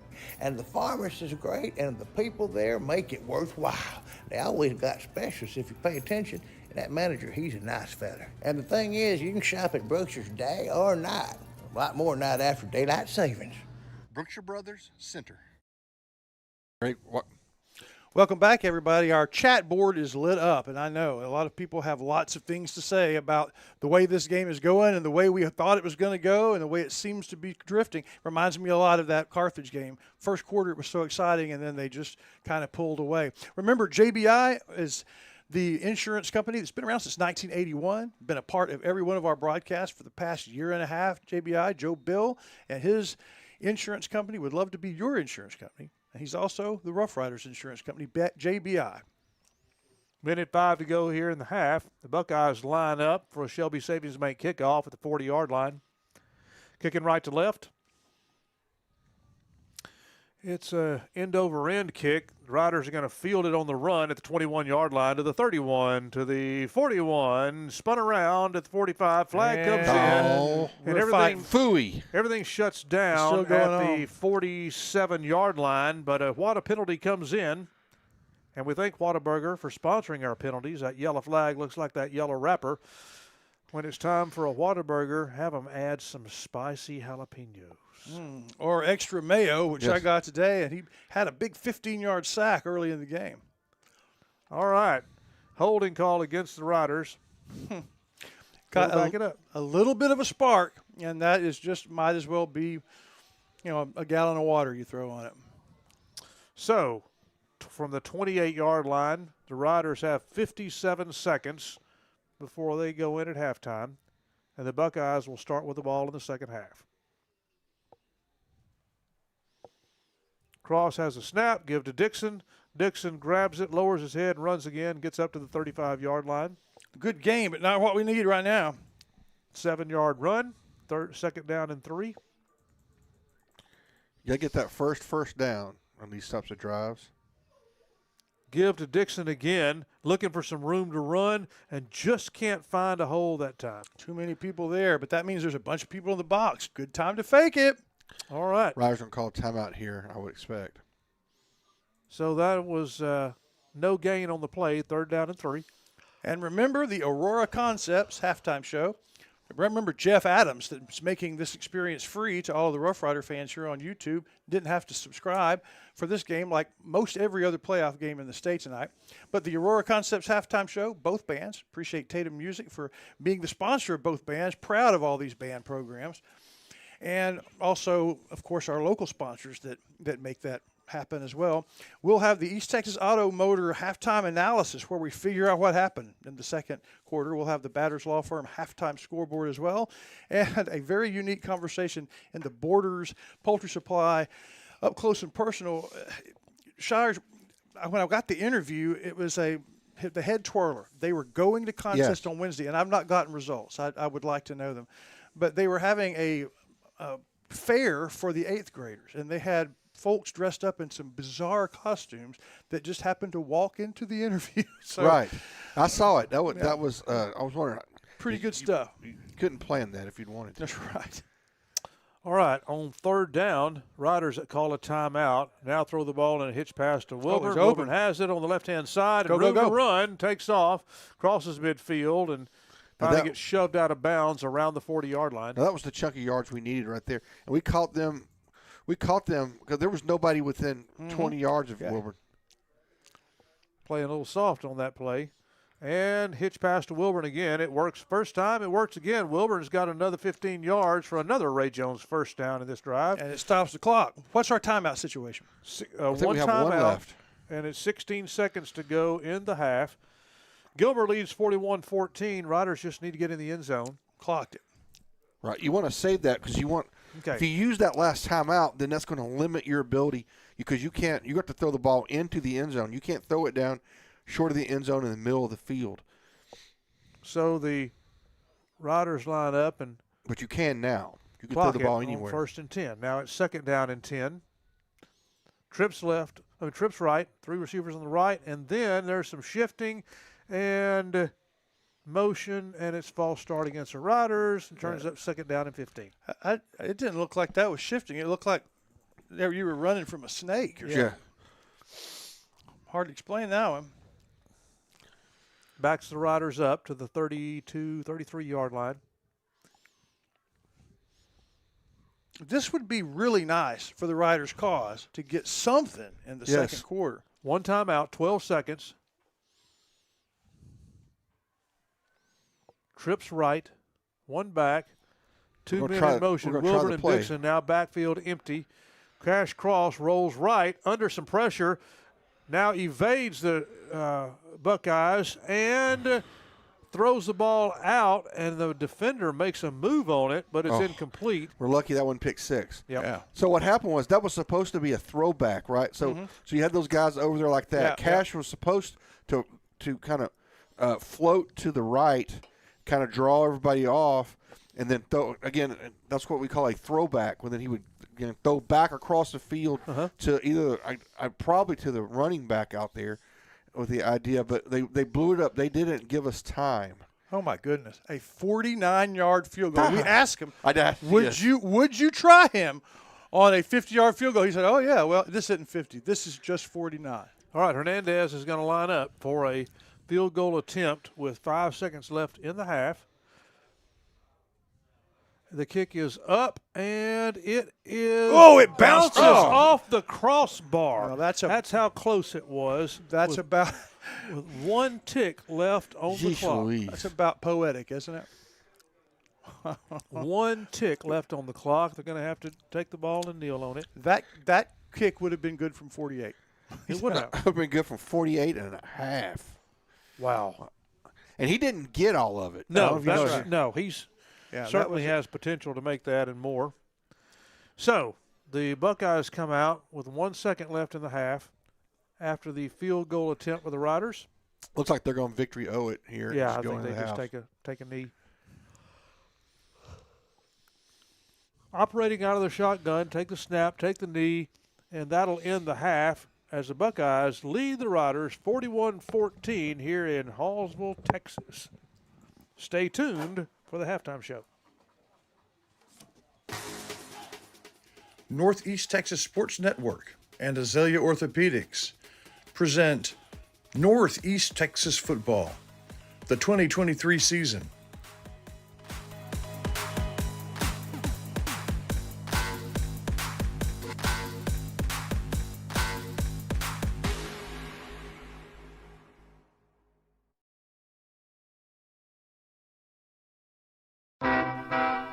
Aurora Concepts is a leader in primary care service with clinics in Center, Madisonville, Crockett, and a vaccination station in Huntsville. But it's the mobile unit that sets them apart. Dawn and her staff go all over Texas to provide necessary vaccines on site for schools and businesses across Texas. Want more information about the mobile unit? Call 936-598-3296. And remember the name, Aurora Concepts.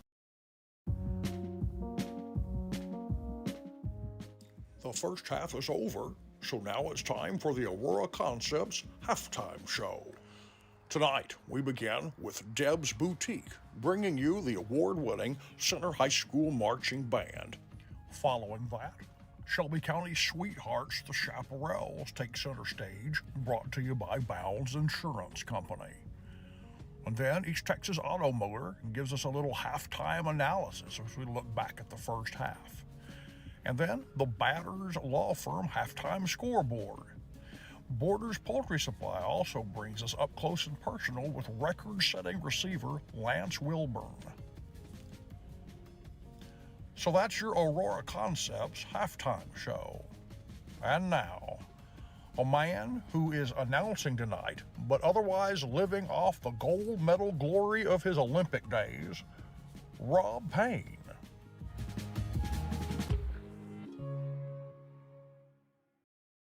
Welcome to the Aurora Concepts halftime show, live from Bobcat Stadium in Hallsville, Texas, where our halftime score, the Center Rough Riders 14, but the Gilmer Buckeyes lead 41 points, 41-14 over the Center Rough Riders. Mr. Shires, it is time for us to choose the Dairy Queen play of the half. Okay. I have a nomination. Well, go ahead, Not really a nominate play, it's several of them. So that second drive, the opening drive for the Riders was shut down, and then Gilmer came and scored. The Riders' second drive is where the one that I spoke at that point and said this may have been the best drive of the season. And the Riders went right down the field, marched down the field. Everything seemed to be working, and the Riders went in for the score. That's my nomination for the first half. I'm good with that, Rob. Let's go with that. That's the Dairy Queen play of the half. Or plays of the half. And Yep. Dairy Queen sponsors that, Mr. Shires. And this time of year, you think, man, what am I going to get from Dairy Queen? I'm thinking of a chili cheeseburger. Or put chili on anything, like maybe even chili on some French fries or tater tots.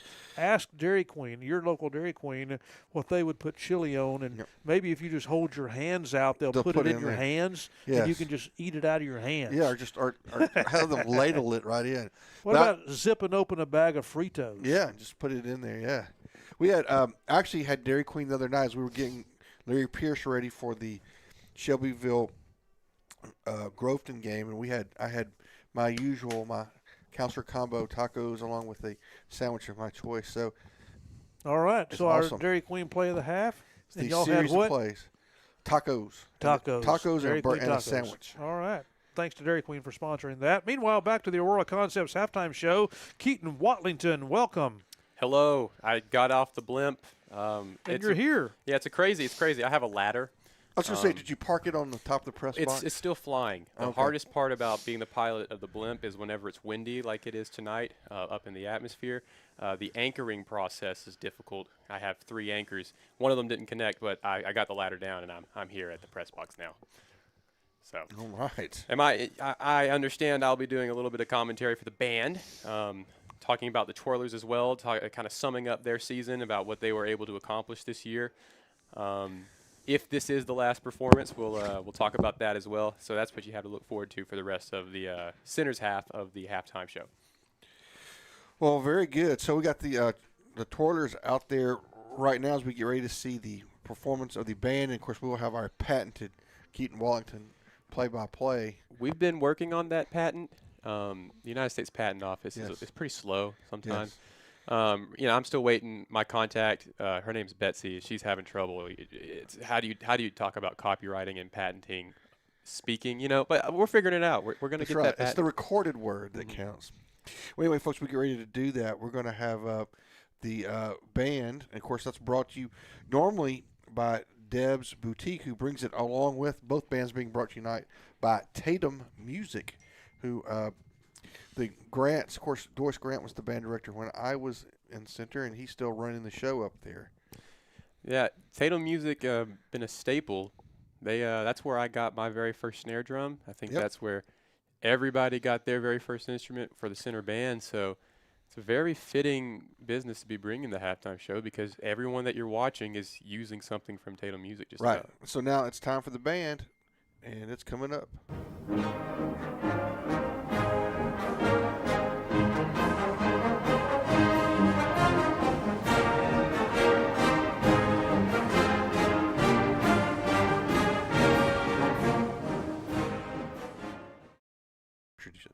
All right, so the pride of Shelby County, the Center High School Marching Band, award-winning the first leg of the sweepstakes, Division I marching contest, top 10 in the state in the do they break it down between military and Yes, they do now. And we could just continue talking about their accolades. Like you said, top 10 in the state, first half of a sweepstakes, one of the 6 or 7 largest 4A bands in the state.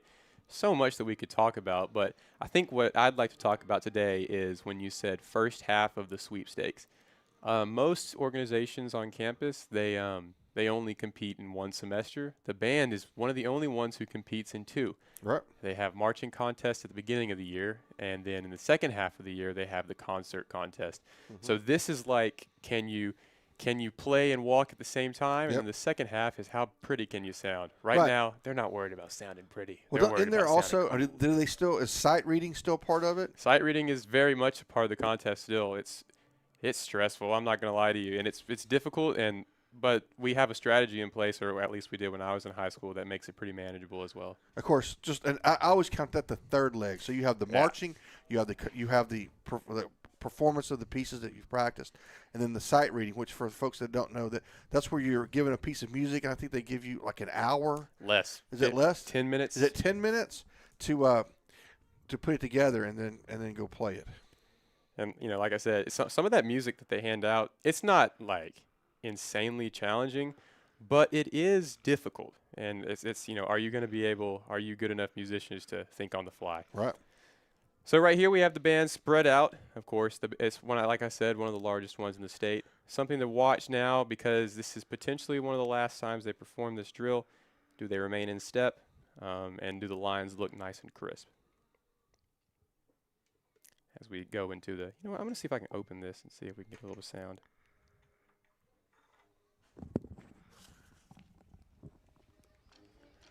There you go. We're getting Look a little at bit of me. it. Yeah, look at that. We can actually do a little more than that. Sweet.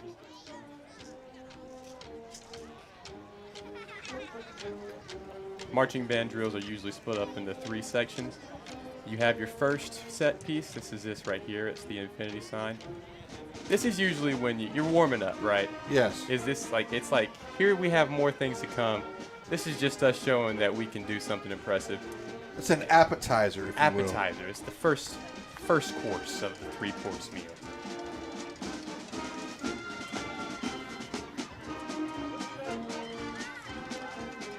I'd like to take this moment to talk about one of the hardest things to do in the marching band, and that's carry a bass drum or a sousaphone.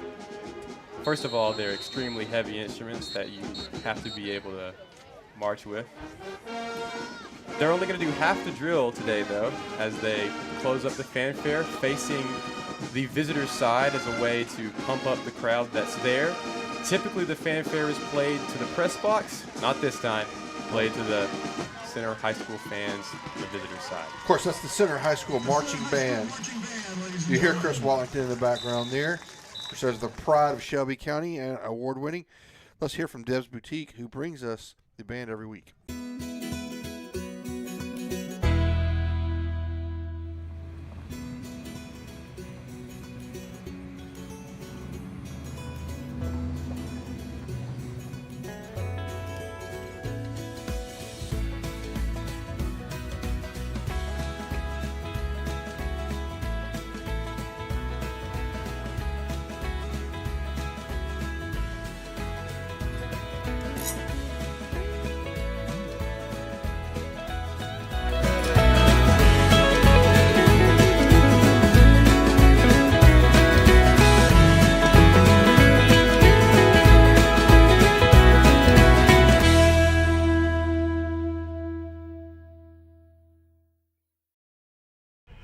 Bulletin, bulletin, bulletin.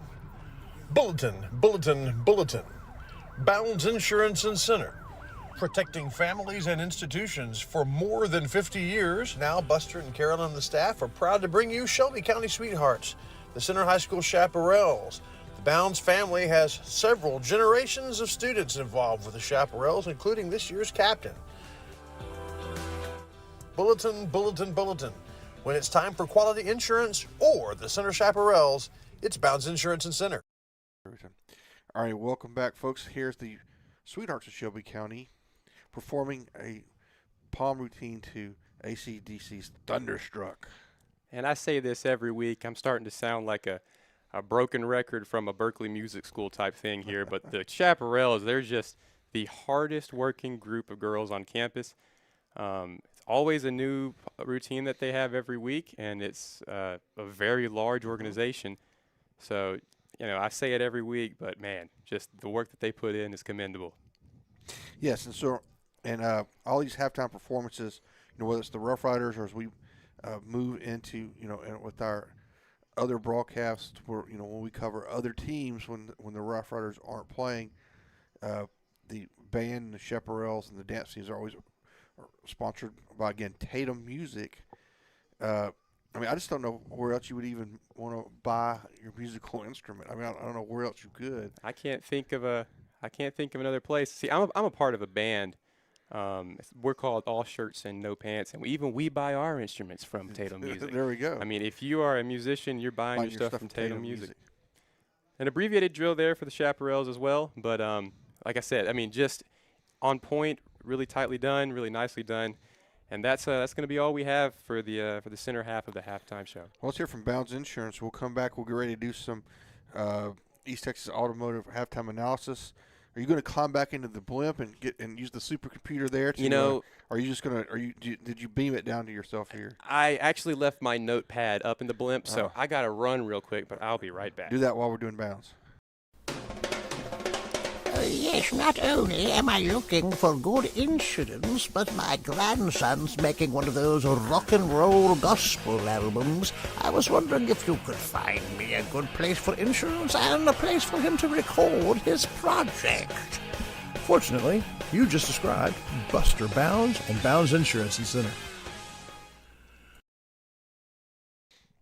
All right, welcome back to the Aurora Concepts halftime show. Keaton has not yet quite made it back, so we're going to hear from Aurora Concepts, and hopefully he'll be back with his notepad for the batter scoreboard right after this. At Aurora Concepts, our team of doctors and advanced practice providers are highly trained and qualified in family medicine. We strive to provide our patients guidance towards the healthiest lifestyle possible, no matter their age. We offer a full spectrum of family medicine, including scheduled appointments, telehealth services you can do from home, and walk-in visits with no appointment. We accept all major insurances, including Medicaid and Medicare, and we also have the most competitive self-pay rates in the area. For highly trained expert care in East Texas, choose Aurora Concepts. Let us take care of you. Shelby Veterinary Associates and Center understands that your pet's health is important, and they take every step to give your pet the best care. From preventative wellness exams to vaccinations, heartworm tests, and flea and tick pills. Ask Dr. Mark Josan about the benefits of dental care for your pets to prevent infections and bad breath. Also offering a heartworm injection that prevents heartworms and lasts for 12 months. Shelby Veterinary Associates, treating your pets like the valued family members they are. Now carrying Simparica Trio. All right, welcome back. It's time for the East Texas Automotor halftime analysis, and let's crank that up.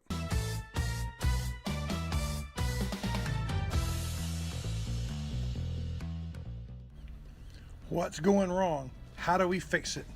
What's going right, and how do we tune that up? That's the question right now for the Rough Riders and their coaches, but when it's you and your car, it's a question for you at East Texas Auto.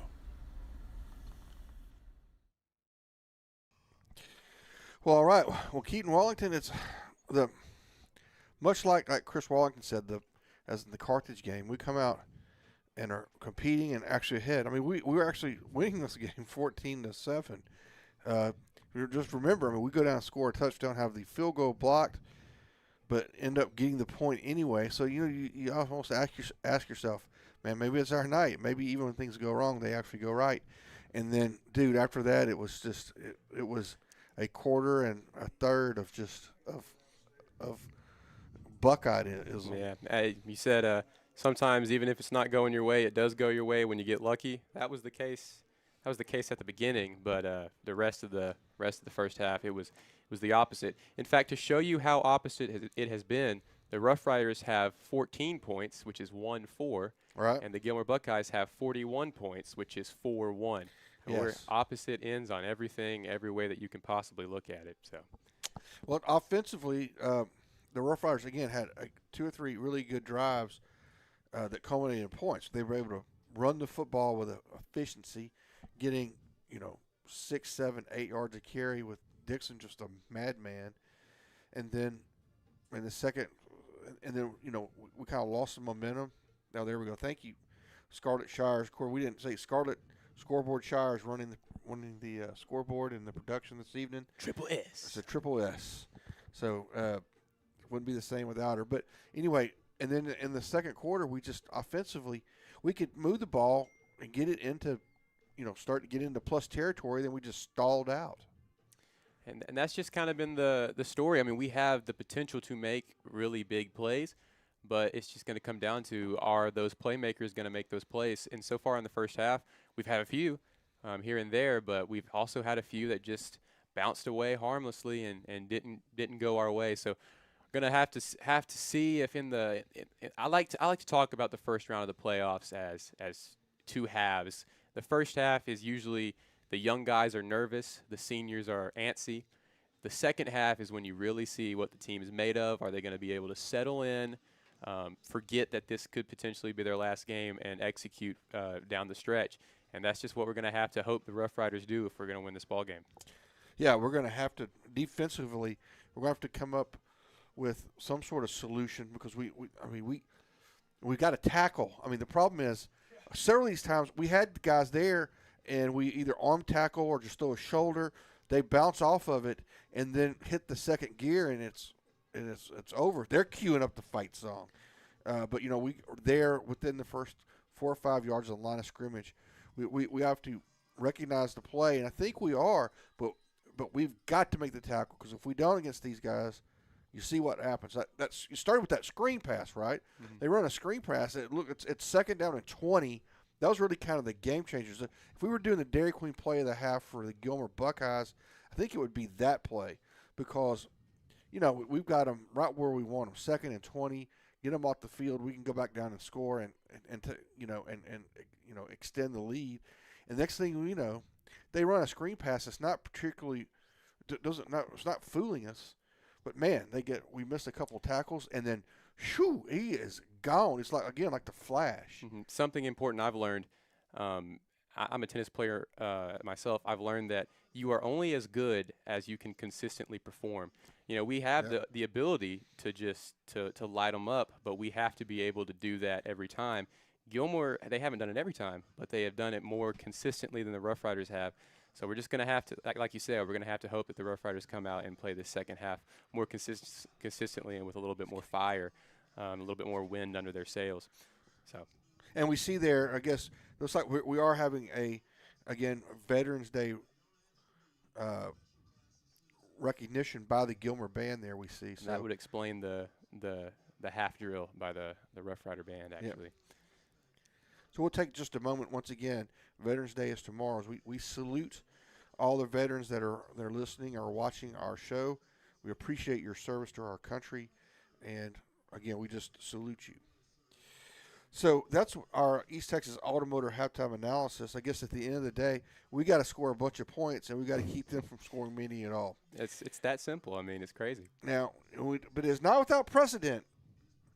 Chris Wallington's not on the mat, but we did play this team called Dangerfield, and they were up 21-0. The second half, we came out and shut them out and scored 28. Yeah. So we have done it against an athletic team. So let's just see. Just have to do it again. Have the faith, baby. So that's our East Texas Automotive halftime analysis. We'll hear from East Texas Automotive, and we'll come back as Keaton Wallington provides us with the batter's scoreboard.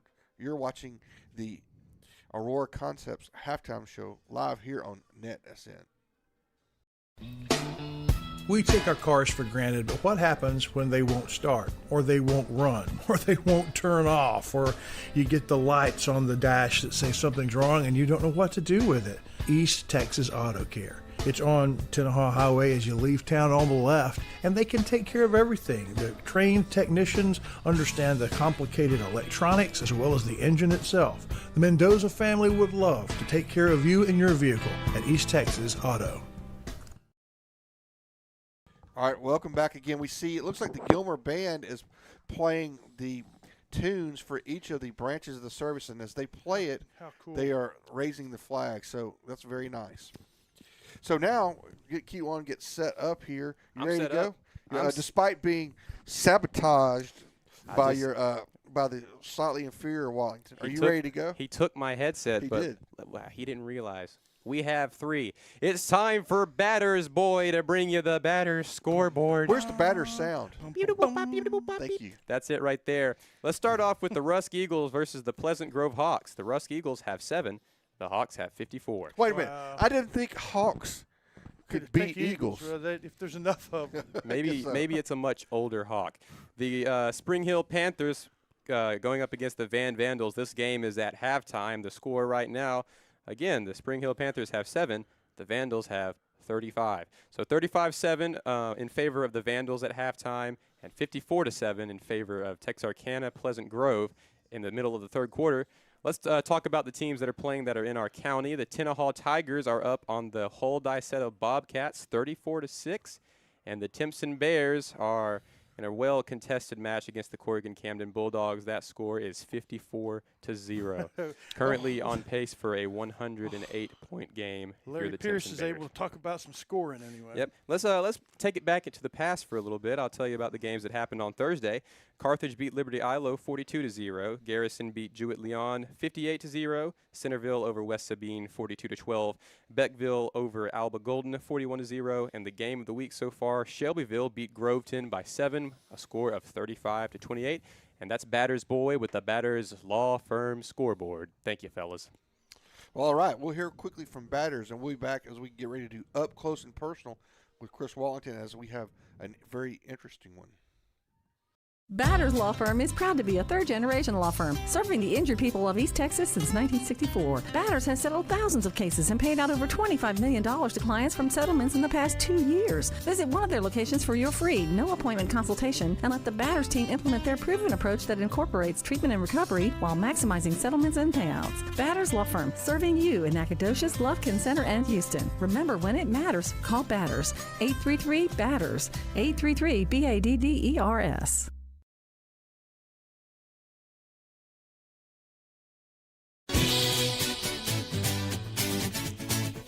What is the best way to communicate to the people that you want to communicate to? You put a sign in your yard. It says, vote for me, or vote for my friend. It says, congratulations. It says, happy birthday. It can even say, I love you. For the most important messages, it's the Sign Shop. Find them on Cascade Drive, the Sign Shop, Center, Texas.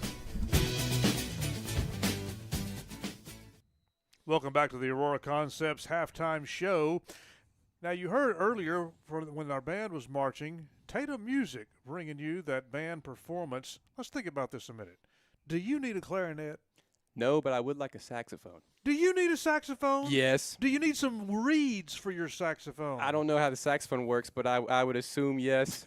For all of your music needs, make it Tatum Music. Go see those folks there. They've been providing music and musical instruments for years and years and years. The Grant family, Doyce Grant with Tatum Music, be sure and check in with him. Maybe you need some sheet music. Maybe you need a music folder. Maybe you need parts for your instruments or instrument repairs.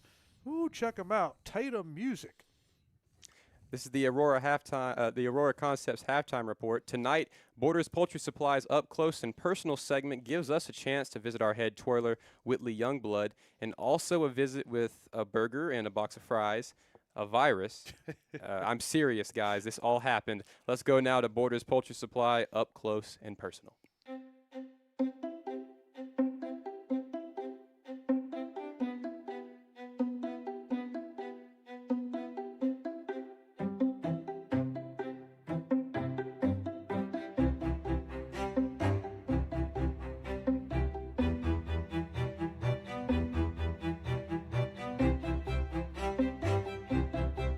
Everybody, we're here with Whitley Youngblood, and in the background you see over her shoulder there's cool stuff going on today as we record this on Wednesday. What's going on here?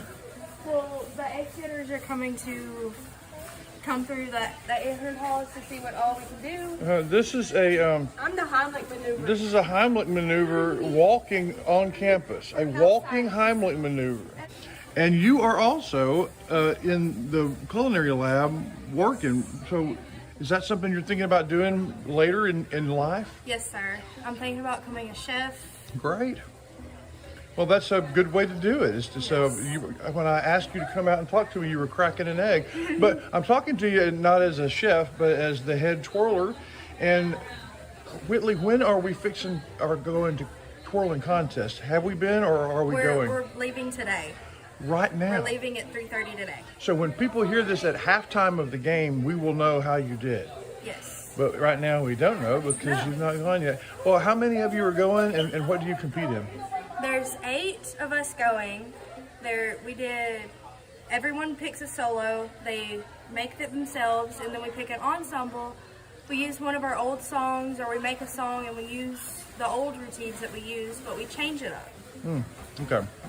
Just a little bit of change, or a whole lot? Look, and there's a walking French fry and a walking hamburger, and of course you don't want to get too far away from the hamburger without the Heimlich maneuver, just in case. Are you taking any of these people with you to twirling contest? The burger. The burger? Okay, I agree. You need your energy. Yes. Hey, good luck with all that, and we'll hopefully talk to somebody about the results tonight. All right. Thank you. Thank you.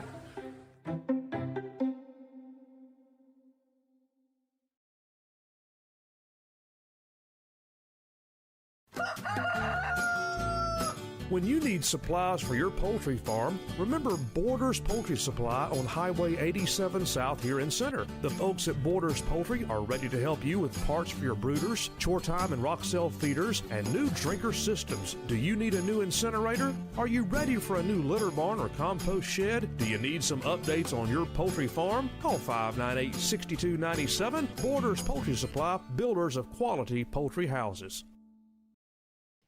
Well, welcome back, everyone, to the halftime show. See what I mean? Strange things afoot at Center High School. But that's going to do it for the Aurora Concepts halftime show tonight. Big thank you to our Borders guests and to our halftime sponsors, Deb Boutique, Bounds Insurance, East Texas Automotor, The Sign Shop, and, of course, Borders Poultry Supply and Aurora Concepts. We'll hear from them now and then come back with the second half.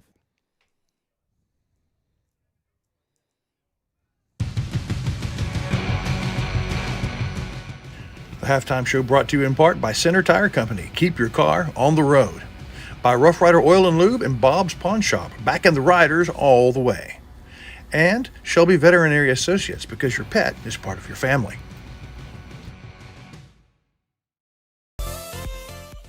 You've been watching the halftime show brought to you by Aurora Concepts, a regional leader in medical testing, in vaccinations, and in sports physicals. Their mobile unit brings those physicals and vaccines to schools all over the state of Texas. Also, Borders Poultry Supply brought us up close and personal with a halftime performer. Deb's Boutique brought us the band, Bounds Insurance, the Chaparrals, and East Texas Automotor our halftime analysis. We hope you enjoyed the halftime show. The second half is coming up.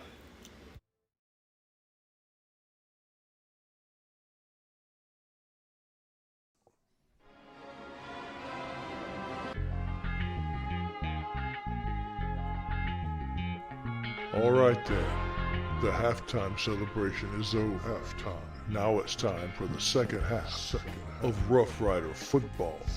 And now, let's take you to the counselor, Stephen Shires.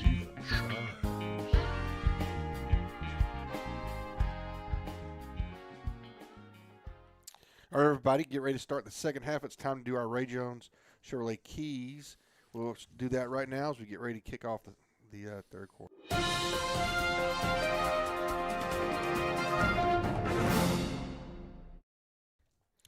All right. Man. Shires, what do you think about the second half? I mean, the Riders are down quite a bit.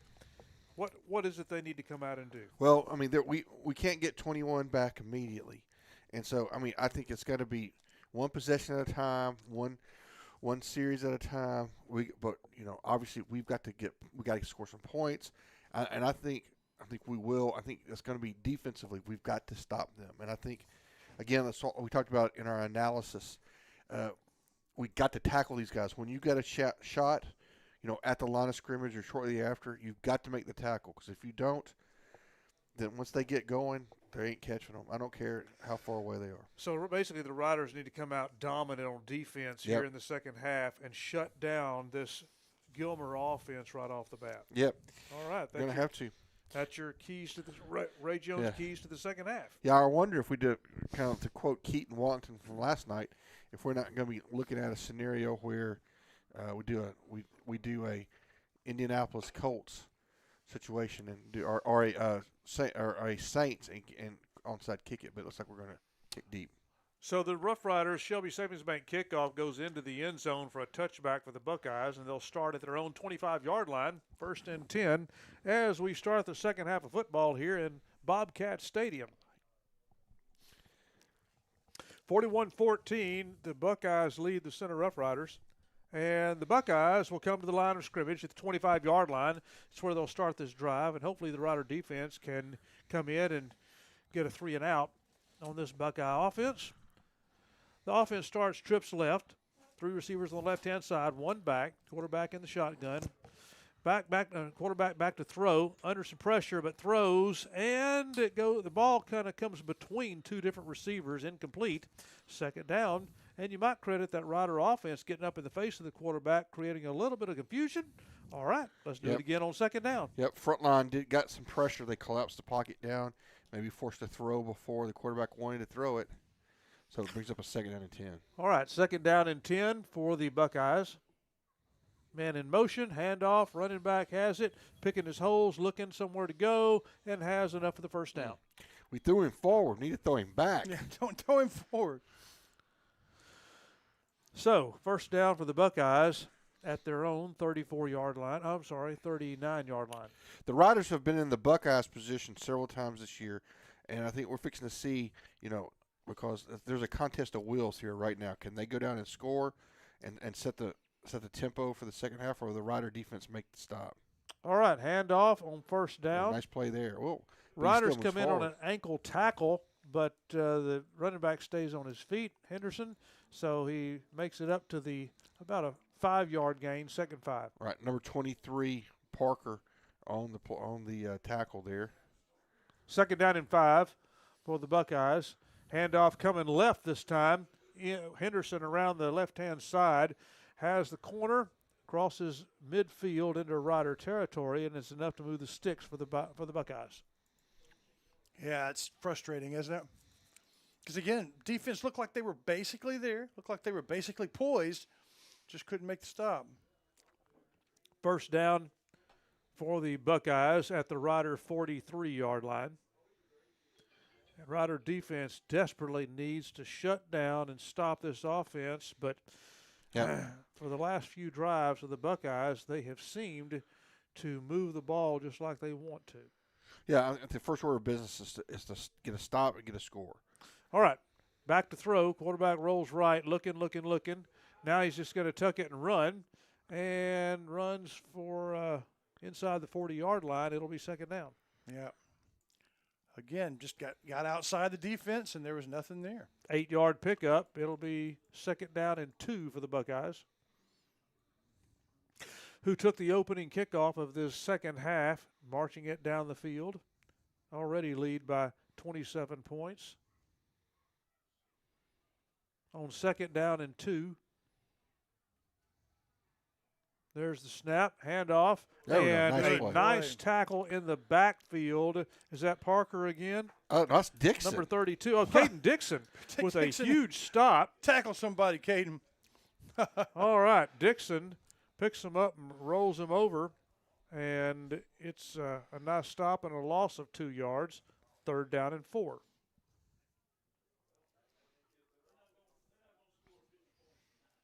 All right, on 3rd down.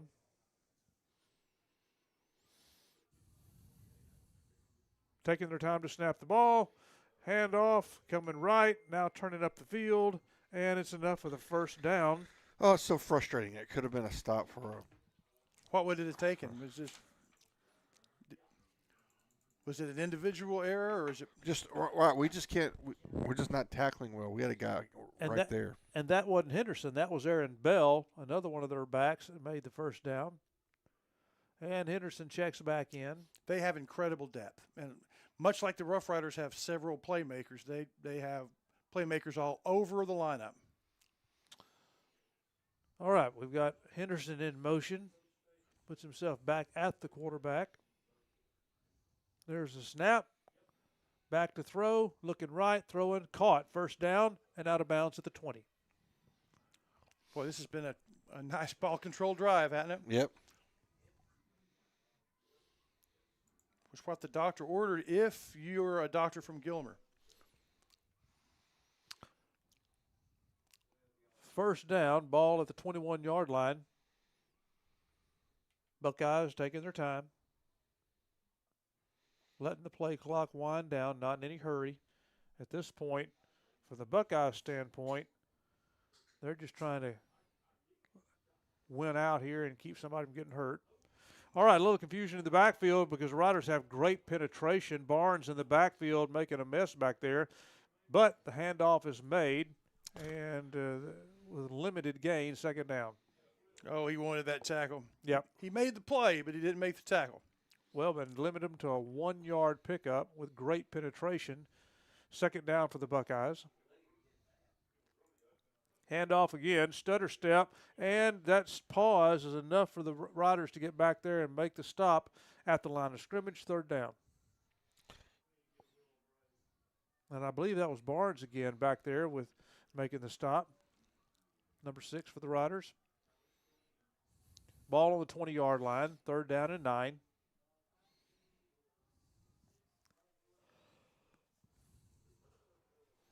Rider offense comes in. The Buckeye offense comes in, gets set. Receiver either way, one back. Riders come pretty quickly, and they grab the quarterback and sack him.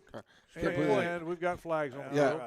It was I don't understand why they didn't blow that dead. That was unimpeded the quarterback. It's going to be offsides on the Rough Riders. Yep, encroachment by the Riders, so it'll be a penalty against them.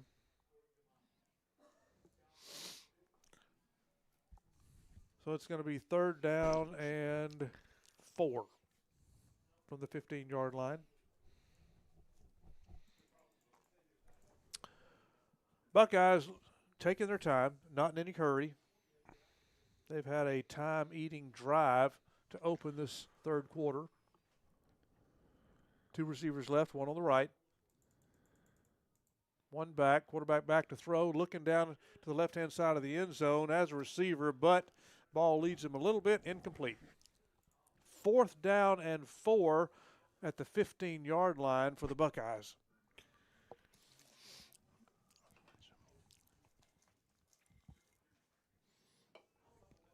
Obviously, Riders have an opportunity here to get a stop. And so we're going to have a timeout on the field, maybe?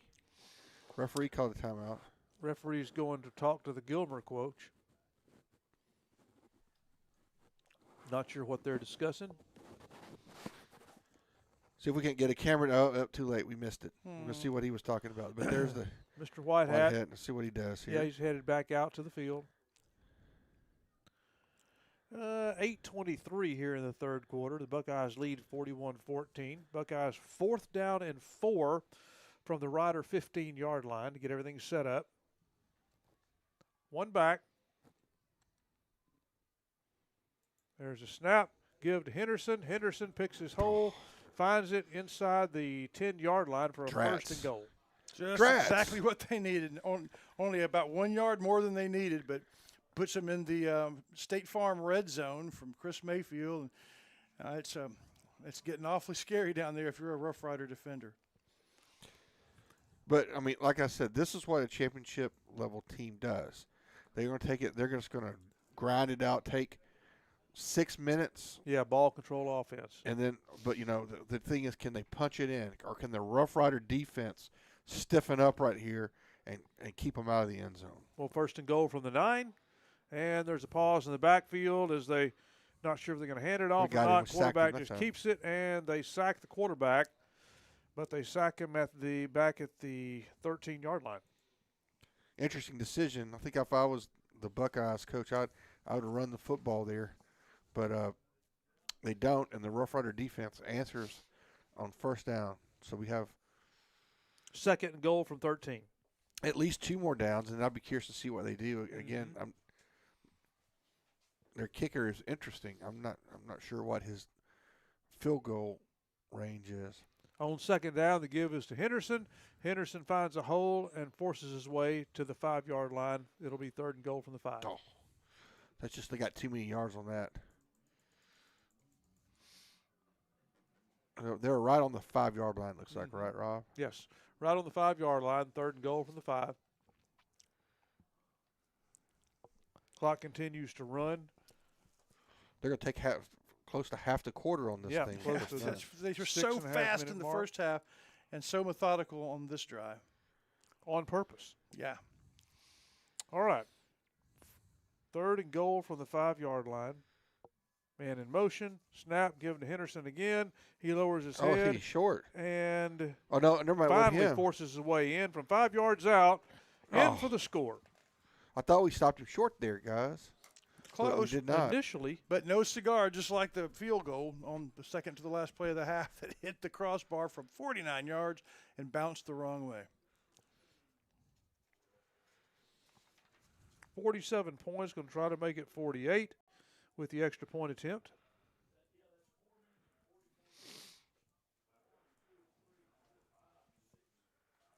All right, Buckeyes get set now for their extra point attempt.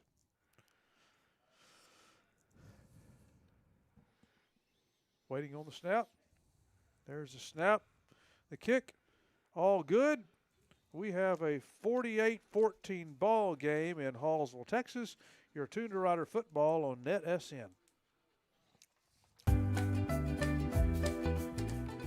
You know that Ace Hardware of East Texas is all the hardware you need, but there's a lot of other things they have too. Fun things for your camping trips. Fun things to wear when you go outside.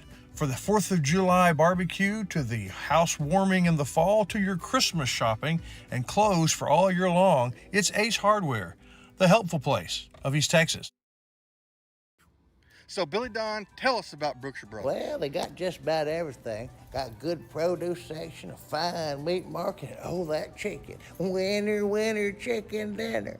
And the pharmacist is great, and the people there make it worthwhile. They always got specials if you pay attention. And that manager, he's a nice fella. And the thing is, you can shop at Brookshire's day or night. A lot more night after daylight savings. Brookshire Brothers Center. All right, welcome back to Shelby Savings Bank kickoff.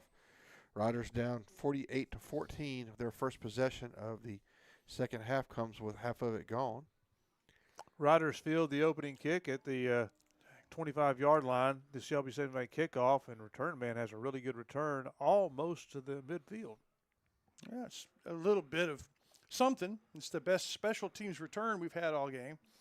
Yeah, we had one similar that there was a holding call. This one's actually going to stand near midfield. Riders start at the 48-yard line.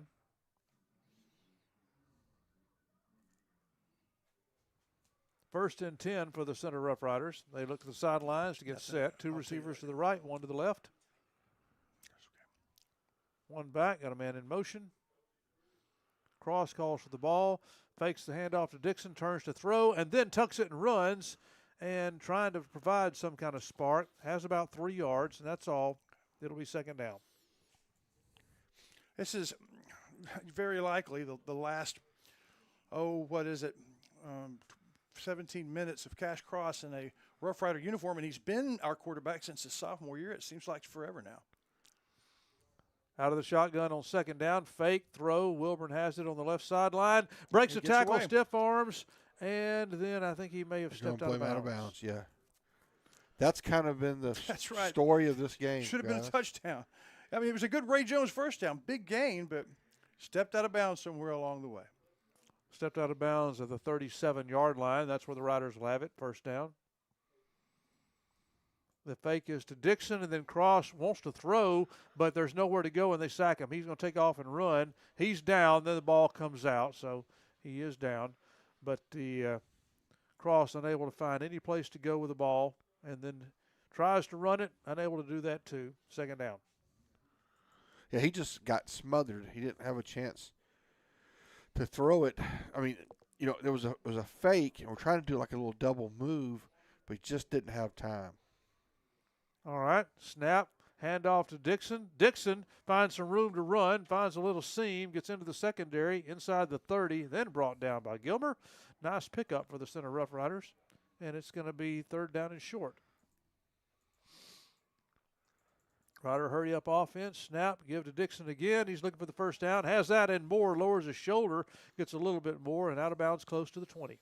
And it's also most likely the last 16 minutes of the Caden Dixon era, and what an era it has been. He's been so good and kind of quietly good until his senior year, until he started catching people's attention. First down from the 21, cross to throw, and the receiver catches it inside the, close to the 10-yard line, around the 12. Had to go down and get that one. Yep.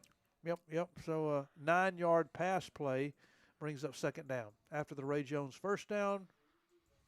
And now the ball snapped again. Dixon has the ball, beats his man, and turns the corner on the left-hand side, and has another Ray Jones first down. It'll be first and goal from the 8. And they have returned to the Chris Mayfield State Farm red zone, and they've looked good on this drive, haven't they? They have. The Riders have done a nice job moving the ball. Started with a short field, handoff to Dixon, who is. No, it's, Cash keeps it. I'm sorry. He's going to get it. He's going to get down to the goal line. Good fake to Dixon, and Cross keeps it, and he's inside the 5. I mean, he is on the cusp of the goal line. He tried to extend the football over the goal line. He's going to come up just short. Yeah, let's see where they mark it, because I see a couple of guys marking it back at the. Let's just wait. Let's just wait and see. Now, Mr. Whitehat has walked out to talk to, I guess, Coach Meeks. So the players kind of stand around and waiting to see what comes of this. All right, now they are officially going to mark the ball at around the 1-yard line. Second and goal from 1 yard out. So we'll see. We can't try to get it to Dixon and get it in, so it's going to be second and goal. That's right. Second and goal, Cash Cross. They're coming give to Dixon, and Dixon is a big pile. I know, they're all piled up. Touchdown. Okay, there it is. Yeah, there's the guy marking it. And so, 3:50 to go, and the Rough Riders finally score again. Last time was in the first quarter. Yeah, the last time the Riders scored was 4 minutes, 10 seconds in the first quarter. So the Riders have 20. Going to try to make it a little bit more here in the third with 3:50 on the clock. Extra point unit comes in. Riders will try to kick to add one more. That was a 9-play drive of their own. Kick is up. No, it's blocked again. And this time the Buckeyes scoop it up. Cash Cross in pursuit to try to save these points. And Cross is going to get him out of bounds inside the 5-yard line. Cash, what an to effort. Save that. And I Cross chases him down from behind. The good thing is that's when I just realized that you could horse collar tackle the guy there. And, I mean, with impunity, right? Because what would What else the can you penalty do? be? Yeah. That's a crazy effort from Cash Cross. Yes, it was, because he had a guy there blocking. Well, so with that, it's 48-20. We'll take a quick break, and we'll be back and see if the defense can get a stop.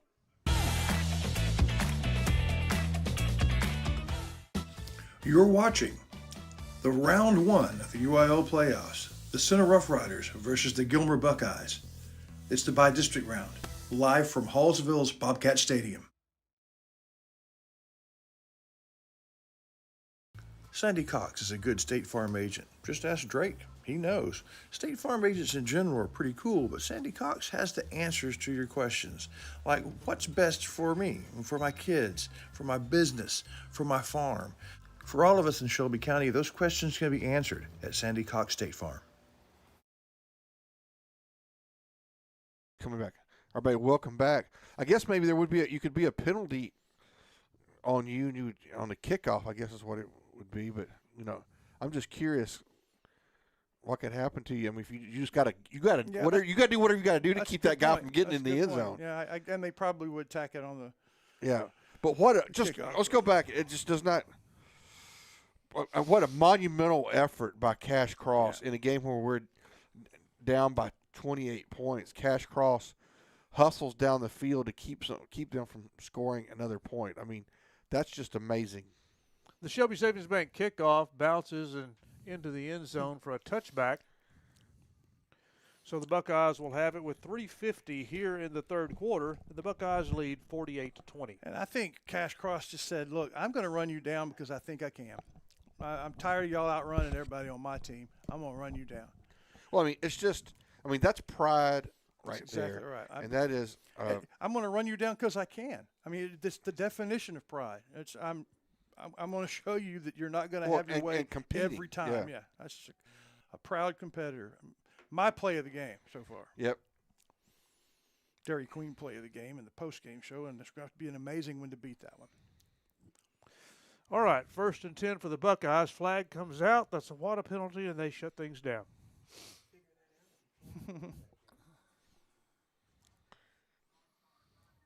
And it'll be a 5-yard penalty, motion penalty against the Buckeyes. It'll be 1st down and 15.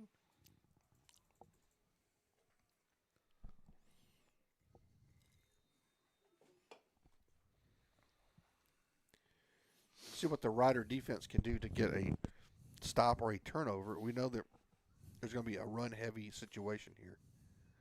Operating out of the shotgun. Somebody comes early. Let's see it. I'm not sure if I see a flag. I don't know that. I think he timed it just about perfect. May have.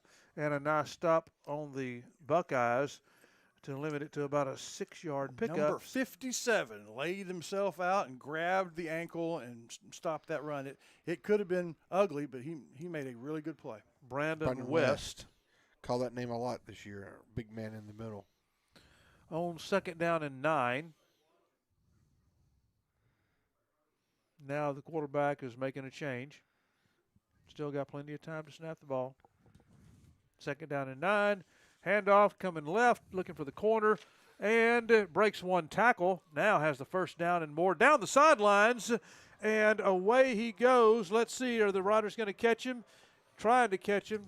And that's number 14 for the Buckeyes, making that run and touchdown. Darvay Smith, a senior running back for the Buckeyes, and they're into the end zone once again. Like I said, the keys in the Ray Jones here to start. We had a chance to tackle that young man for a minimal gain. When you miss that, and you give them an opportunity to put the afterburners on, you get that right there. That's what you get. A quick score as if they needed more.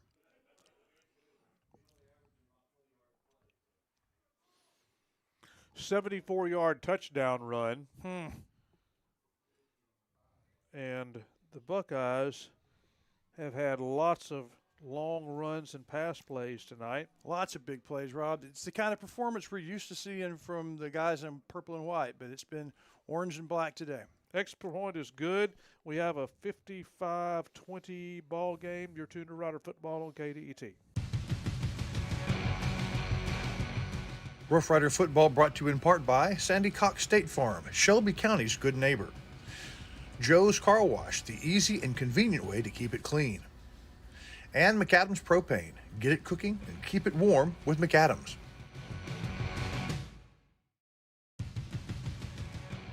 Center Rough Rider football tonight brought to you in part by Covington Lumber Supply, 3 generations and still building strong.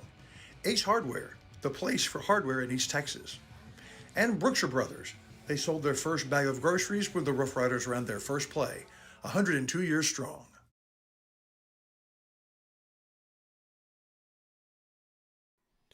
All right, welcome back. It's time for yet another Shelby Savings Bank kickoff. A bunch of them. Yep. All right. Buckeyes have a short end-over-end kick that the Riders will field at the 28-yard line. Up to the 30, to the 40. Doesn't want to go down now. Return man trying to find some other place to go, but he gets chased down anyway. Looks like that's number 3, Jermaine Hunter for the Center Rough Riders. Making for to mount a big return and just can't find the room to run. But good try, good effort. First down for the Riders at the 32.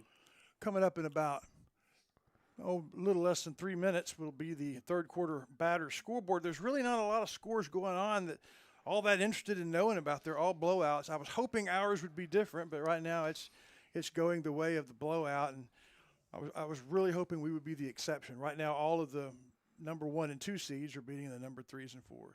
First down for the Riders from the 32. High snap. Cross brings it down. Hands off to Dixon, and then they make the stop behind the Buckeyes, get back behind the line of scrimmage to make the stop. Chris, you were talking about not many scores around here. You know, I bet there's a lot of football being played out in West Texas. Maybe we could hear about some of those scores. Maybe so. Far West Texas. Yeah, I guess so. In the county, Rob, all the games except for Timpson's were played, last night. Right. Which is kind of odd. 3-yard loss, second down and 13 for the Riders. Cross back to pass, throws. Wilburn out around the 38-yard line. Wilburn breaks the tackle and he stepped out again. Has to stop again because they say he stopped. Said, "Oh, you stepped out of bounds." How many times is that going to happen? Yep. He gets on the sideline and just misses. So that looks like they're going to spot it just enough for the first down, and they do. For a Ray Jones first down for the Center Rough Riders. It's hard to be disappointed when you get a first down, but dang, I'm disappointed. From the 42-yard line. Cross looking to throw again. Good blocking, got some time. Now under pressure, and they get his helmet off. Flag comes in, and that may have been a face mask. When they grab the face mask, jerk the helmet off. We'll see. Hope so. Yep, instead of a hold. And I was just thinking, relatively speaking, not many flags in this game. Right. Yeah. So we'll check Mr. Whitehat here as they cross, gets stopped, and his helmet got off. Yep, face mask against Gilmer. Be a 15-yard penalty. We'll take that. And if they pull the helmet off, shouldn't there be like a 15-yard addition? Right. Bonus penalty? Huh. Right. Minute 57 here in the third quarter. Right. It should be a beheading. Gilmer leads. Personal foul, beheading. Gilmer leads 55-20 as clock is running inside of 2 minutes in the third quarter. Dixon gets the carry. And as Dixon hits the line, they drag him down. That's some hard yards right there. Because it is. Yep. A hard 3 yards. There were 3 Buckeyes right there, right at the line of scrimmage. And it was Dixon versus 3 Buckeyes, and Dixon's +3 on that. Second down and 7 for the Riders. They are in Gilmer territory. Dixon will get the carry, tries the right side, comes back left, has a place to go, lowers his head, and is down the sidelines inside the 20-yard line. So a Ray Jones first down in the State Farm red zone. Yeah, running with the kind of determination with the blocking that we had in the first quarter. Minute 18, clock is stopped there. Give to Dixon is again. He gets spun around as soon as he gets the ball, and the stop is made behind the line of scrimmage. Whoops. And flag comes out. And a helmet comes off, and a flag comes out. Dixon's helmet's off. Yep. Number 43 is going, what, guys? I mean, he's been running all of us all night. I mean, and the referee says something like, keep your hands off the face mask. Yeah. Yep. So is it that, or was it or unnecessary roughness?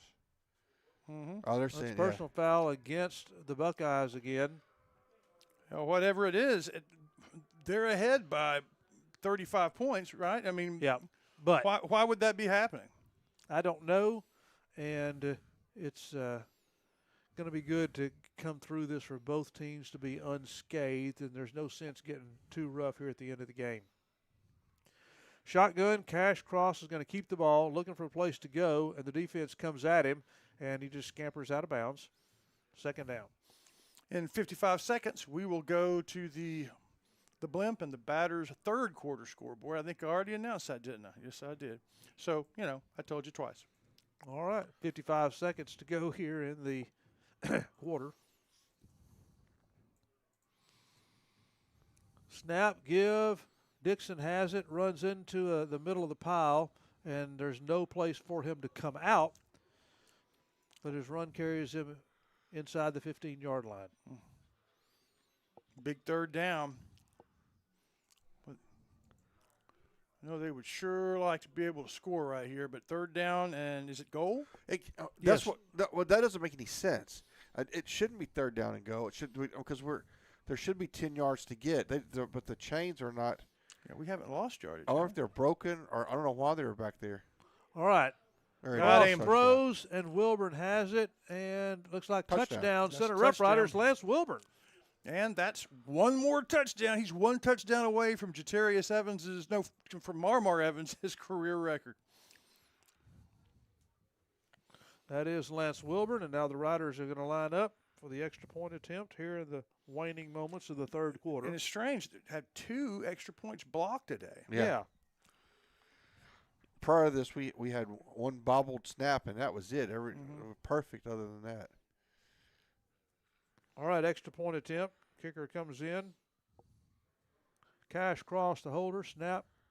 And Cross is going to fake it. He's going to scoop it up and then try to go for the pylon. He got it. He got the 2-point conversion, whether that was intended or not, or there was something up with the snap. Cross stands up and goes with it, so the 2-point is good. I'm going to say they did that on purpose, Rob. Okay.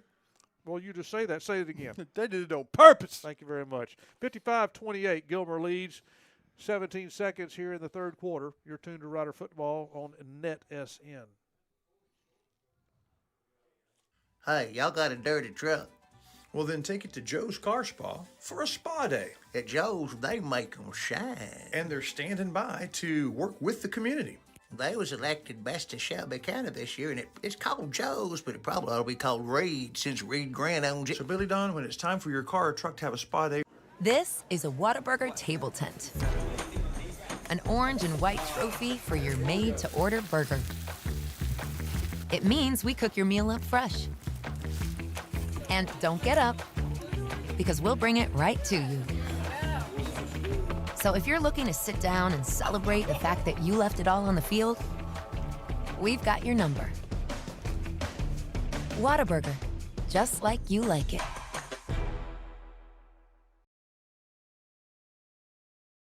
Everybody, welcome back.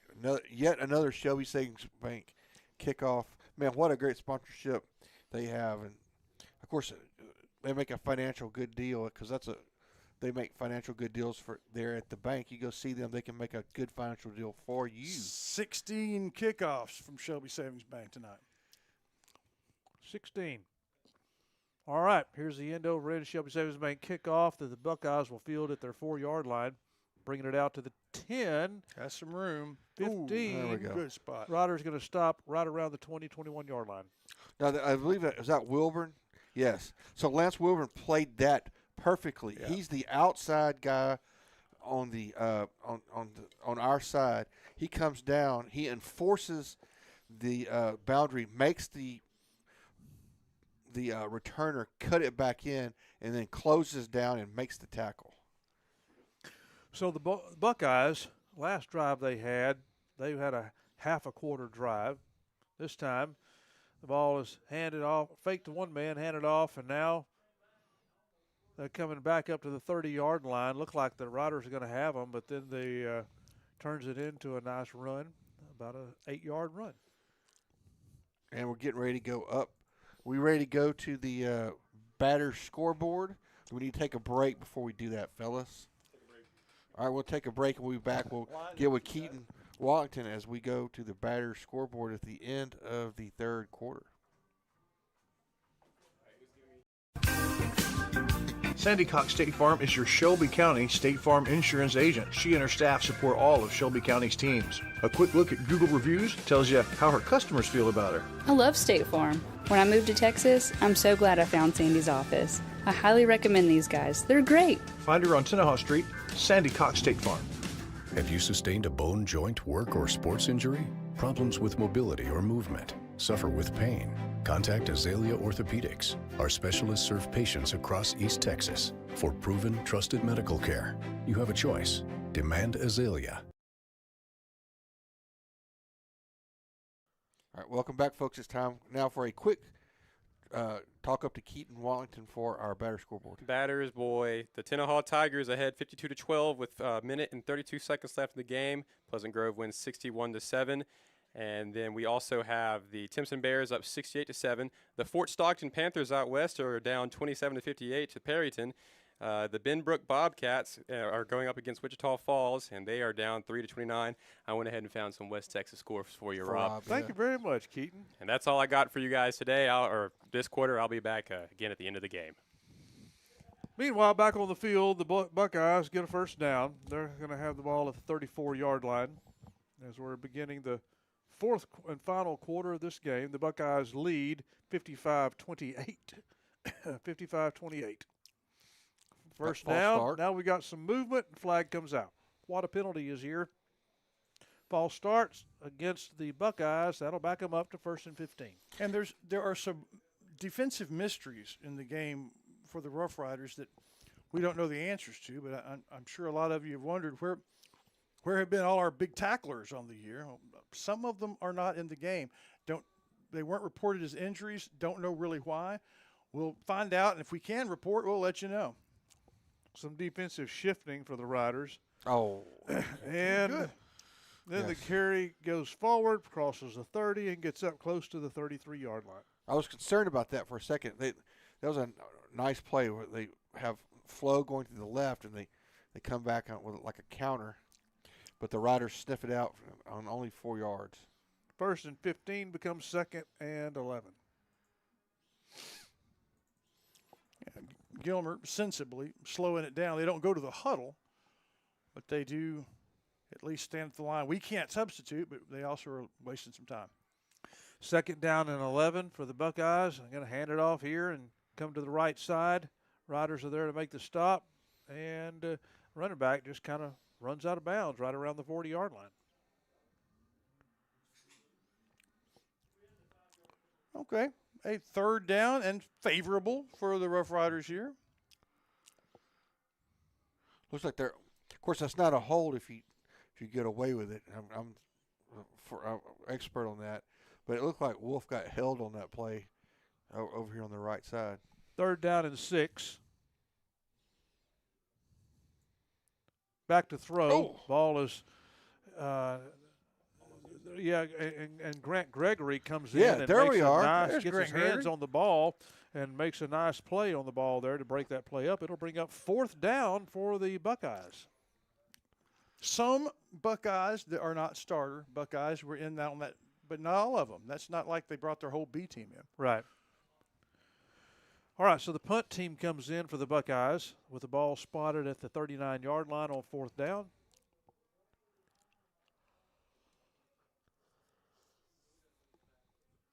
Here's the snap on the punt play. Punter has it, has some time, and the defense comes in and knocks the punter down. Now the ball is going to bounce down on the right end of the field, and it'll be a touchback.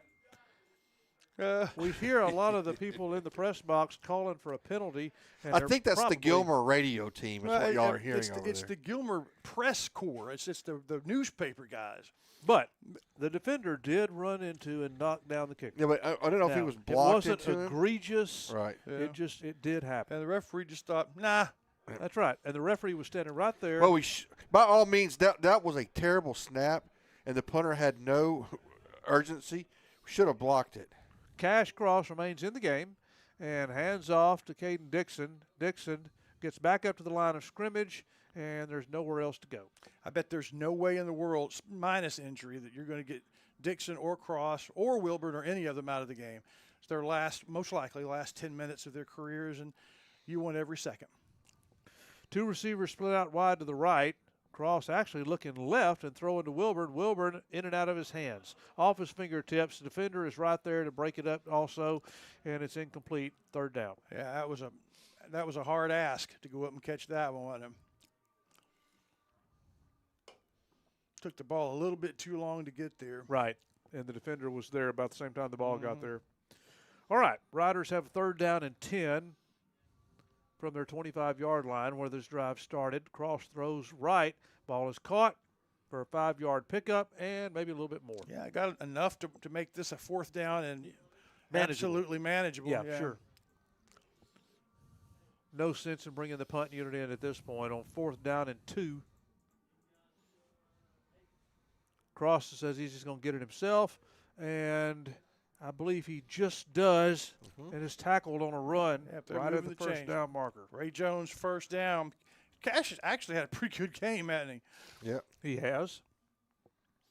And, of course, on offense and defense. He's made some key stops on defense. Gilmer has the bigger group of folks here today. Of course, I think Gilmer's a little closer to Hallsville. They have the home field advantage. They are the official home team as well as the home, the actual home team is the way they went on the coin flip. Cash Cross this year, 1,856 passing yards coming into today, 1,087 rushing yards, 23 passing touchdowns, and 17 rushing touchdowns. 14 touchdowns attributed to him. Caden Dixon came in tonight with 1,843 rushing yards and 25 touchdowns. I mean, just something. And the numbers they've put up this year have been world class. Awesome. And did you know this is the 4th time Center and Gilmer has met in the postseason? Buckeyes have won in 1926 and 1928. And that was in the 5th and 7th year of the program.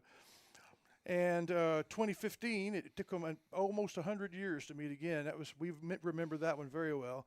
And the Division II Region II semifinal in 2015. But I didn't know that it went back to 1926 and 28. So on this play, we've got a quarterback substitution for the Riders as number 9, Colby Lout comes in and he's going to tuck the ball and run right.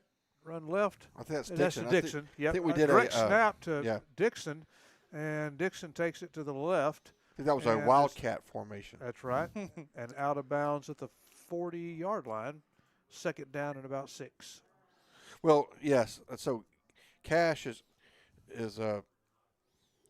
was hobbled, and so but he had to take a play off. That's why we did that. And back in. Yep. He's pretty tough. Cash Cross checks back in.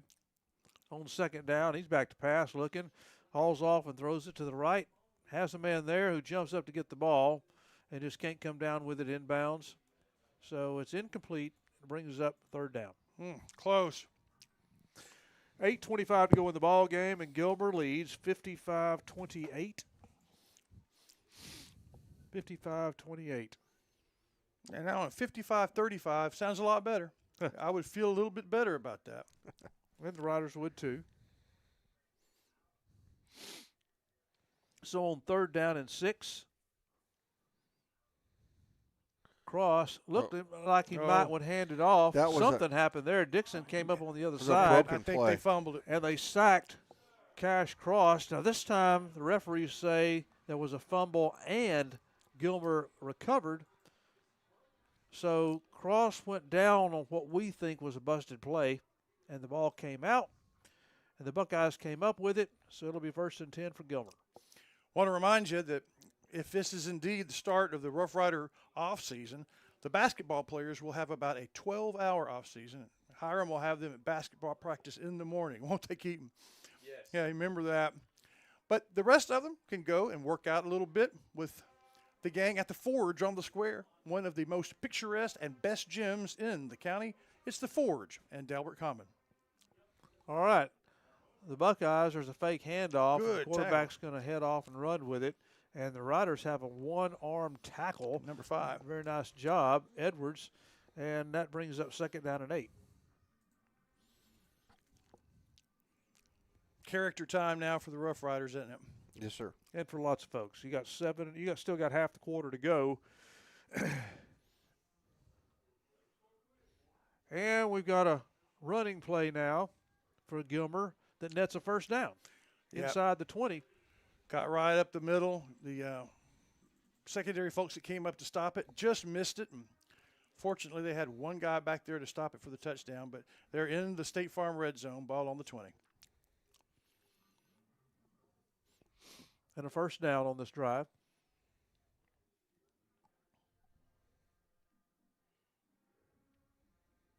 Waiting for the snap. They're letting the clock run down. No hurry here.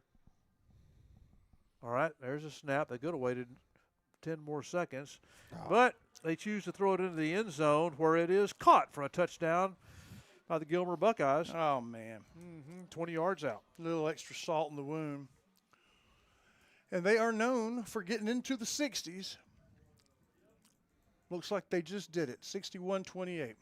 I tell you what, Gilmer is a heck of a program. Here in the fourth quarter, the Buckeyes have scored on a 20-yard pass play, and they're going to line up to kick the extra point. And you're right, Chris. A heck of a program for the Buckeyes. See if they can add one more point to their lead. The snap for the extra point is down. The kick is up, and it's real good. 62-28. 7:05 in the fourth quarter. You're tuned to Rider Football on KDET. Have you sustained a bone, joint, work, or sports injury? Problems with mobility or movement? Suffer with pain? Contact Azalea Orthopedics. Our specialists serve patients across East Texas for proven, trusted medical. Center Motor Company. From whatever angle you look at it, you see Ford. Ford trucks, SUVs like the Bronco, and iconic cars like the Mustang. A legacy managed by Kevin Jones and created by Ray Jones. Center Motor Company on Hurst Street in Center. Welcome back, everybody. Picture the Center Rough Rider Band.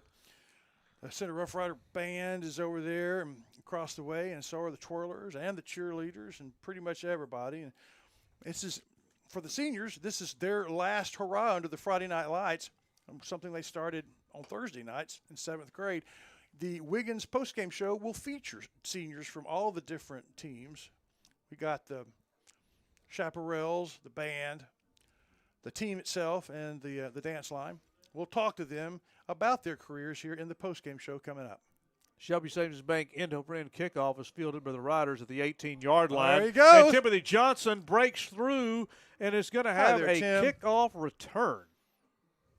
So special teams has a spark for the Center Rough Riders, and from the 18-yard line, Timothy Johnson is in for a kickoff return and a score for the Riders with 6:53 here in the game. How about that Timothy Johnson? He's kind of been, the second lead. You know, we watched John Wayne and Dean Martin. Timothy Johnson's been in the Dean Martin role a lot. He's, you know, the big names do their damage, but Timothy Johnson comes up with something more than once every game. Trying to add one more point as Hernandez comes out for the extra point attempt.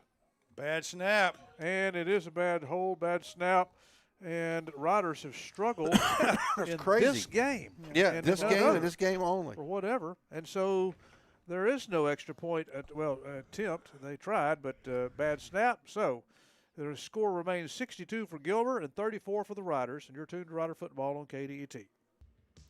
McAdams Propane Company is your East Texas propane provider. Josh McAdams represents the third generation of a family that has kept clean, efficient propane running to the facilities and farms of the area, as well as to the outdoor kitchens that make life fun.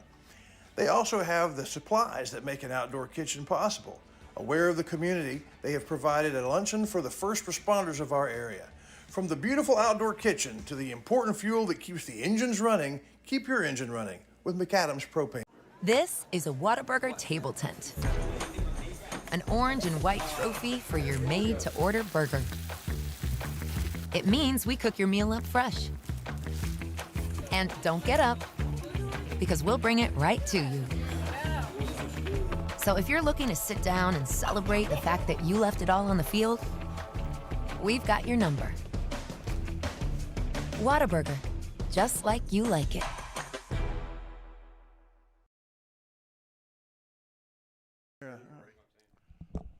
Everybody, welcome back.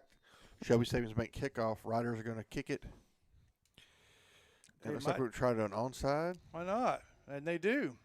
I thought we had a chance at it. It's a bouncing onside kick. Well done by the Riders, however, covered up by one of the Gilmer players. So didn't get that big bounce, even though I thought we kicked it into a good place where we would have a shot. Yeah, it was a pretty good onside kick. An excellent one would have probably yielded results. We were talking about the Wiggins Farms postgame show. We will talk to Coach Meeks as well. But this visit with the seniors is called the Senior Roundup. I guess, Rob, we've been doing that since about 1996 or 7. And the nice thing about this one is it will be recorded. The seniors will be able to see it for something we weren't usually able to do on the radio. Well, something went wrong, and it was a penalty on center somehow, and they're backing center up and moving Gilmer forward. So the Buckeyes have the ball to open this drive at the Rider 48-yard line. Handoff right up the middle, nowhere to run. Crushed him. Loss of about 3 yards on the play, second down. Good interior defense from center. Most of their starters still in making plays. And now just trying to get this game over with before somebody gets hurt. And hopefully there's no scuffles, and we'll just hope that everybody acts nice down there and ends this thing pretty quickly. Second down for Gilmer. Second down and 14. Out of the shotgun, handoff, coming up the middle. Breaks a tackle, almost breaks another one, but I think that's it. Let me make sure the number here. Number 23 is Jackson Parker. Right. That was an incredible play. Parker was on the ground, and he reaches up like the hand out of the grave and yanks him back down. Holds him and drags him back. So, but for him, they could have bolted for more yards. That took some strength there, fellas. Yeah. Third down and 9.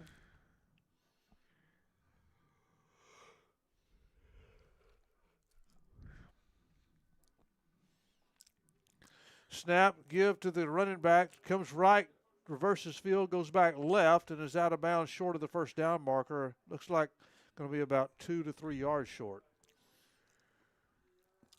There's no quit so far in the Rough Riders, and I'm proud of that. I appreciate that. Fourth down, and they're for about a 3. He went out of bounds a little earlier than what it looked like originally. So I'd say it's even a fat 3 here. Yeah, fourth down and 3. Ball on the Rider 40-yard line, and 5:26 to go in the ball game. Gilmer leads 62-34.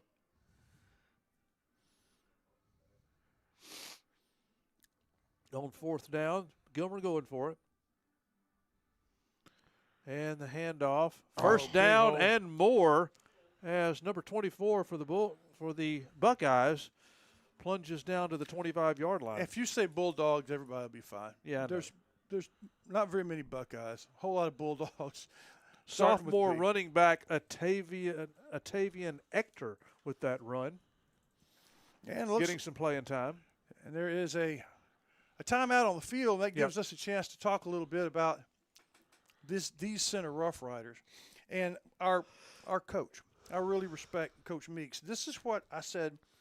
I asked him before the game started. I said, hey, one thing that is on your mind, what's something that's important tonight? Listen to what he said. Kids have got to have fun tonight. They've worked really hard to get to this point, accomplished a lot of things, and we've got a big challenge ahead of us, but they need to enjoy that, go play, and I think good things will happen. And the good things aren't going to transfer necessarily into a win, and there were bad things that happened that caused Gilmer scores, but there have also been good things that probably had no business happen. Well, after the Rough Riders were out of the game competitively, they kept making some really good plays. Lots of character. I think they've enjoyed the season, don't you think, Shires? Absolutely. Once again, building, we got the foundation built for, the success that's going to come in the next few years.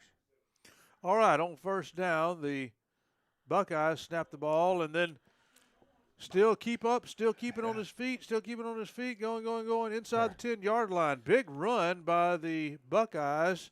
Buckeyes aren't quitting either, are they? Nope. And you see the future of Buckeyes, right? Yeah. That guy's I think that running back in there is a sophomore. Yeah. Did we say that? He was a sophomore? That's right. And their announcers were giddy over the athletic ability of their 8th grade class. So it's probably top to bottom the best 8th graders they remember. They've been doing it for 23 years. So the Buckeyes inside the 10-yard line. It'll be 1st and goal from the 6.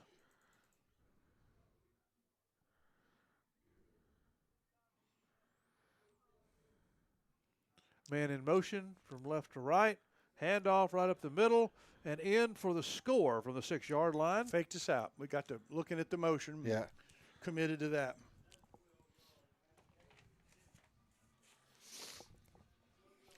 Yeah, it's frustrating and disappointing. We got that long kickoff return. Yeah, all right. Yeah, that was good.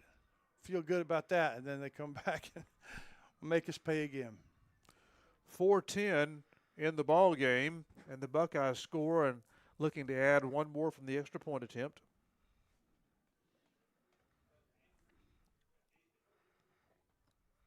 For the extra point, there's a snap, and the kick is up and good. So we've got a 69-34. Yeah, got choked up. 69-34 ball game. You're tuned to Rider Football on NetSN. Serving our communities for over a century, Farmers State Bank continues to meet the financial needs of East and Central Texas. With roots that run deep, Farmers State Bank serves as a source of financial strength to meet the needs of our neighbors. From a comprehensive range of financial products to individual service, we remain dedicated to being a true community bank. Farmers State Bank, improving lives and fulfilling dreams.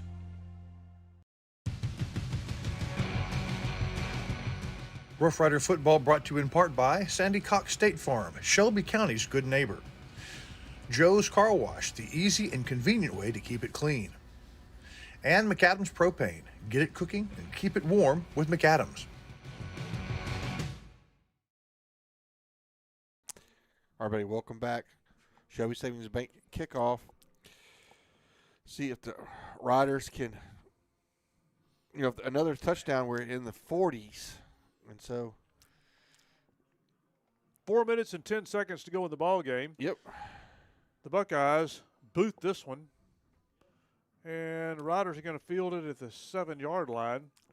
And they're going to return it to the 25, to the 30, to the 35, and tackled as they cross the 40-yard line up to 42. So the Riders have a nice kickoff return and have 4 minutes to go in the ball game. And the Buckeyes lead 69-34. The Gilmer Buckeyes became Gilmer about 7 or 8 years before Carthage became Carthage, a program that had just kind of been middle of the road. And Jeff Traynor, that's his name, right? Trailer. His dad was the principal. He comes in to be the coach. Should have a free play here, I would think. All right, on first down, we got a flag on the field, and Cross is back to try to make something happen, but the defense just shuts it down. They'll have to whistle that dead. We'll check the flag on the. I think maybe it wasn't a flag. I thought that there's something laying out on the field, and I thought it was a flag. It must not be. Well, I mean, I thought they having trouble getting guys off the field. That's something shiny down there. So it's 5-yard loss, 2nd down and 15. Hitch pass caught by Barnes behind the line of scrimmage, and he gets maybe a yard after that. 3rd down and 14. And so Coach Trailer gets a lot of his friends and coaches, and some of his friends became coaches, and they just kind of built a family and then built a winner, and it continues. Cross hands off to Dixon. Dixon turns the corner and has a huge run, breaks the tackle, spin move, and still on his feet to the 30, to the 25, and down the sidelines, and is shoved out of bounds inside the 15.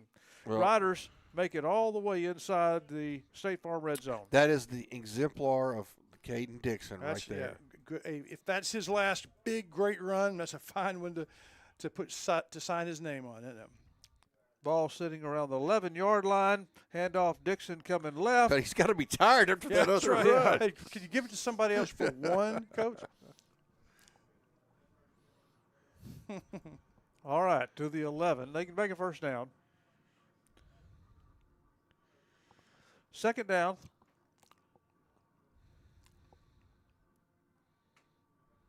Cross calls for it. Looking right, throwing right. Oh, there it is. Nicely done. That's a touchdown. And has baby. a touchdown reception in this Up to- way on the far side. Is that Lance Wilburn? No. No, it's that was number 2. Timothy Johnson. Timothy Johnson. That's another All right. good one.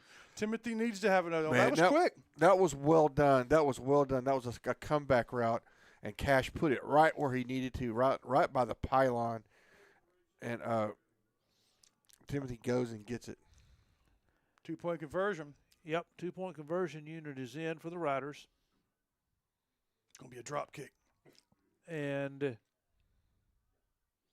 we got a whole lot of motion going on. Oh, that was well but done. The pitch out goes to Dixon for the 2-point conversion, and it's good. How about that? So, number of things. We took that ball from under center. I don't know that that might have been Cash. first time this he's century. ever taken it under the center. That's something that Zach Jepson always says, is we never do it. So Man. Right. Yeah. Zach Jepson said, why don't you never line up under center? Zach, we just did it. Well, All 2 right. minutes and 29 seconds to go, and likely our season, we do it. And it worked. Hey, Coach, maybe we should do that more often. Good stuff. Following up on the Gilmer program, they built a family, and then they started winning, and then they broke through, and by then the family was in place, and they just kept winning. And a lot of these coaches, Coach Meek says, that are here, were here when the original Jeff Traylor was here, either the coaches that are still Yes. here or their children or their brothers or their cousins. They just kept feeding it with homegrown folks that believed in the program, and it really paid off. Now, the same guy that's telling me this story has been there since the beginning of the run as their announcer, and my camera the plug just fell out. I'll have to turn it back on. But he said center reminds me of us when we were in that building stage. That building stage, the same kind of talent and potential, and I hope he's right. All right, Shelby Savings Bank kickoff. Look for the onside kick. We still don't have the big bounce, and the ball goes right to number. I think what the defense needs to do is find number 22 and tackle him, because I predict he or whoever the running back is in the back is going to get the football, no matter how much eye candy they show us. Number 24 now, just trotted out. 22 was the prior running back, and he was impressive. He was short and could really squirt through there. All right, on first down, the Buckeyes are going to attempt to keep it on the ground, and not the gain they were looking for. 3 yards. It'll bring up second down. Probably one first down, and they can go in victory if they choose to. Just keep running it, keep milking the clock, let it wind down. We have currently a 69-42 ball game. Also appreciate, by the way, for this season, Fry's Food Truck. If you see it at a special occasion like the Christmas parade and you have a chance, go sample some food from the Fry's Food Truck. Thank you for supporting the Rough Riders this year. What are they going to have at the Christmas parade? I don't know. Just whatever they have is going to be good. I hope they're there. Second down and 7 for the Buckeyes. Handoff, enough for the first down as that group surges forward. Just a yard more than they needed, so a first down, a Shelby Savings Bank first down. A Ray Jones first down for the Buckeyes. Shelby Savings Bank they don't need it anymore. Yep. That's good stuff for them, though. Well, if Gilmer chooses to, that'll do it. I mean, they can go into victory O. And it looks like maybe they're bringing in personnel to let them do that with, Shires. And it could be they brought some seniors in for their last few snaps of their game tonight. We'll see. What a career and what a season. We will talk about that in the Wiggins Farms postgame show. We'll talk to Coach about it, and then we're going to talk to some seniors about it. And I tell you what, I'm going to start heading down to get ready for that. It's a pretty long walk, fellas. All right. The Buckeyes are going to be content to take a knee and run the clock out here. We're inside of 1 minute. Y'all stay tuned for the Wiggins Farms post-game show following their regular broadcast. And Chris Watlington will get as many interviews as possible And this game will end in about 35 seconds. One more snap from Gilmer should do it.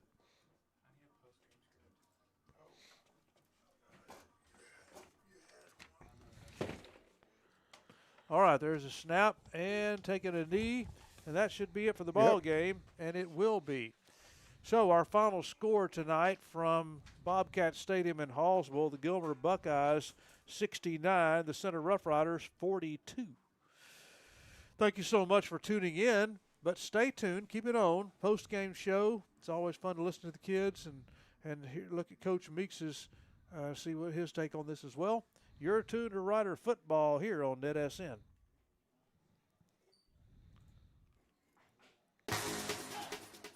Northeast Texas Sports Network and Azalea Orthopedics present Northeast Texas Football, the 2023 season.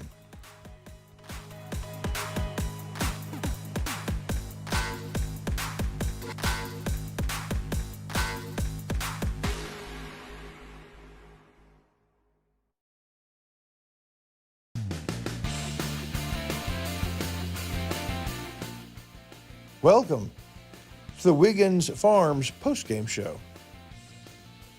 The postgame show features the Dairy Queen play of the game. The Wyndham Family Dentistry, something to smile about. JBA Financial brings you our Coach Talk.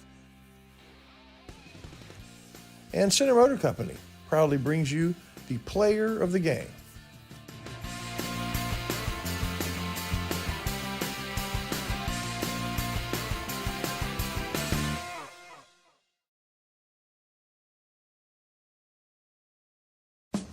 Steve Tinkle at Center Tire Company knows time is money, and that's why when you pull into Center Tire Company, it's like a NASCAR pit stop. You tell them what you want, and they're on it fast. Whether you need a set of new tires for your car or truck, a flat fix, or just a tire rotation, you won't have to wait long at Center Tire Company. Name brand tires you know, hometown folks you trust. If it has tires, either they've got it or they can get it at Center Tire Company, 880 Hurst Street in Center. Father, for lunch today, I would like a salad. Father, for lunch, I'd like one of those American cheeseburgers. I'm a vegetarian. Cheeseburger. That's what I need. Ice cream. Oh, when everyone in your family thinks they're royalty, take them someplace where they can all get something good. Dairy Queen. Shelby Veterinary Associates and Center understands that your pet's health is important, and they take every step to give your pet the best care. From preventative wellness exams to vaccinations, heartworm tests, and flea and tick pills. Ask Dr. Mark Jason about the benefits of dental care for your pets to prevent infections and bad breath. Also offering a heartworm injection that prevents heartworms and lasts for 12 months. Shelby Veterinary Associates, treating your pets like the valued family members they are. Now carrying Simparica Trio.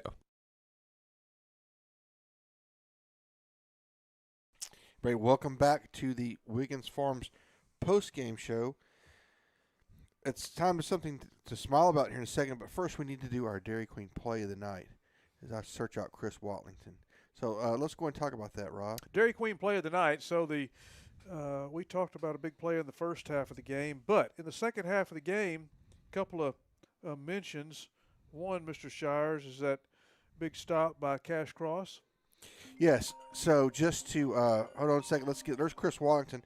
We'll talk about that here in a second. I think. All right, you there? I'm here. All right. So we're doing Dairy Queen play of the night, Chris Wallington. Oh, good. And so good. My thinking is kind of twofold. One would be Caden Dixon's final rush. Yes. As a Rough Rider. But then also, there you go, trying to get you on film there, but you keep moving. There you go. The other possibility of what Rob talked about was Cash Cross running down that blocked extra point. Yeah, I think we need a belt buster with two pieces of meat in the sandwich. Let's call both of them the play of the game. What do you think? That sounds good. So that's going to be it. Now it's something to smile about. We're going to do that right now while you line somebody up.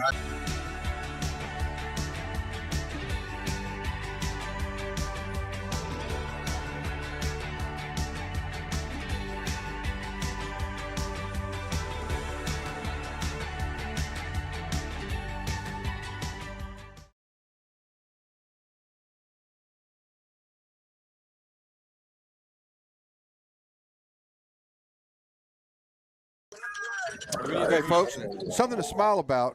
So, hold on a second. We got too much noise there from Washington. Let's do that. There we go. So, something to smile about. What do you think, Rob? Well, the starters stayed in and to the very end, and the team leaders that have led this team for not just this season stayed into the very end, and I never saw a letdown in intensity. I think that's right. And what about you, Keaton?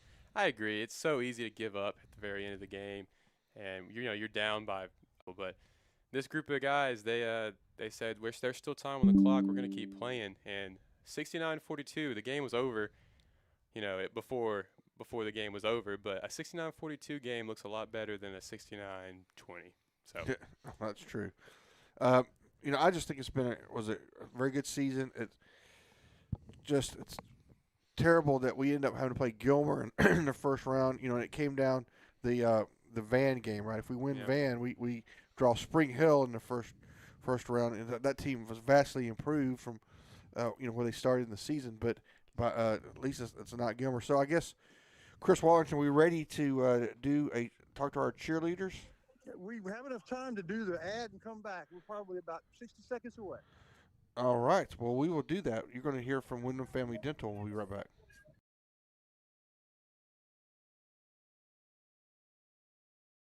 Heavy. Excuse me? Heavy, my mouth hurts. What? My tubes in my mouth. Oh, you have a toothache. Yes, a tubes ache. Well, you need to take that toothache to Wyndham Family Dental. If it can be done in a big city practice, it can be done at Wyndham Family Dental. Oh, well, thanks very much.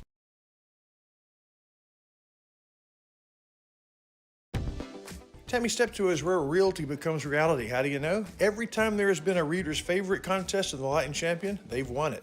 Whether it's your modest home you're looking for, or maybe a slightly less modest home, or your dream home, Tammy Steptoe has it. Or maybe it's a lakeside getaway or property to start all over. You need to trust the ladies at Tammy Steptoe Realty and Center. Yeah.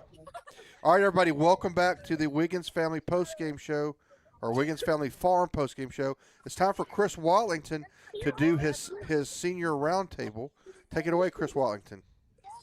Seniors got available before the coach did, so we're going to talk to them first. Well, seniors, as you well know, different emotions here. This is your Friday Night Lights just came to an end here in Hallsville, and I know I remember it when it happened with me. It was at a playoff game in Lufkin, and it was hard to take. So we'll just start over here with our band. We have our band Sweetheart and Bo on camera here with us with the senior roundtable. Dana, you didn't get to play your solo today. No, we cut the drill short since it was playoffs, and there was no need for us to keep launching so long. I understand that, but I wanted to hear the solo. Oh, I know. Can you do it right quick? You want me Yeah, can you do it? This is the solo we didn't get to hear. So here we go. Yeah, I know this is a little difficult, but this is the piccolo solo played on tuba. Tweet, tweet.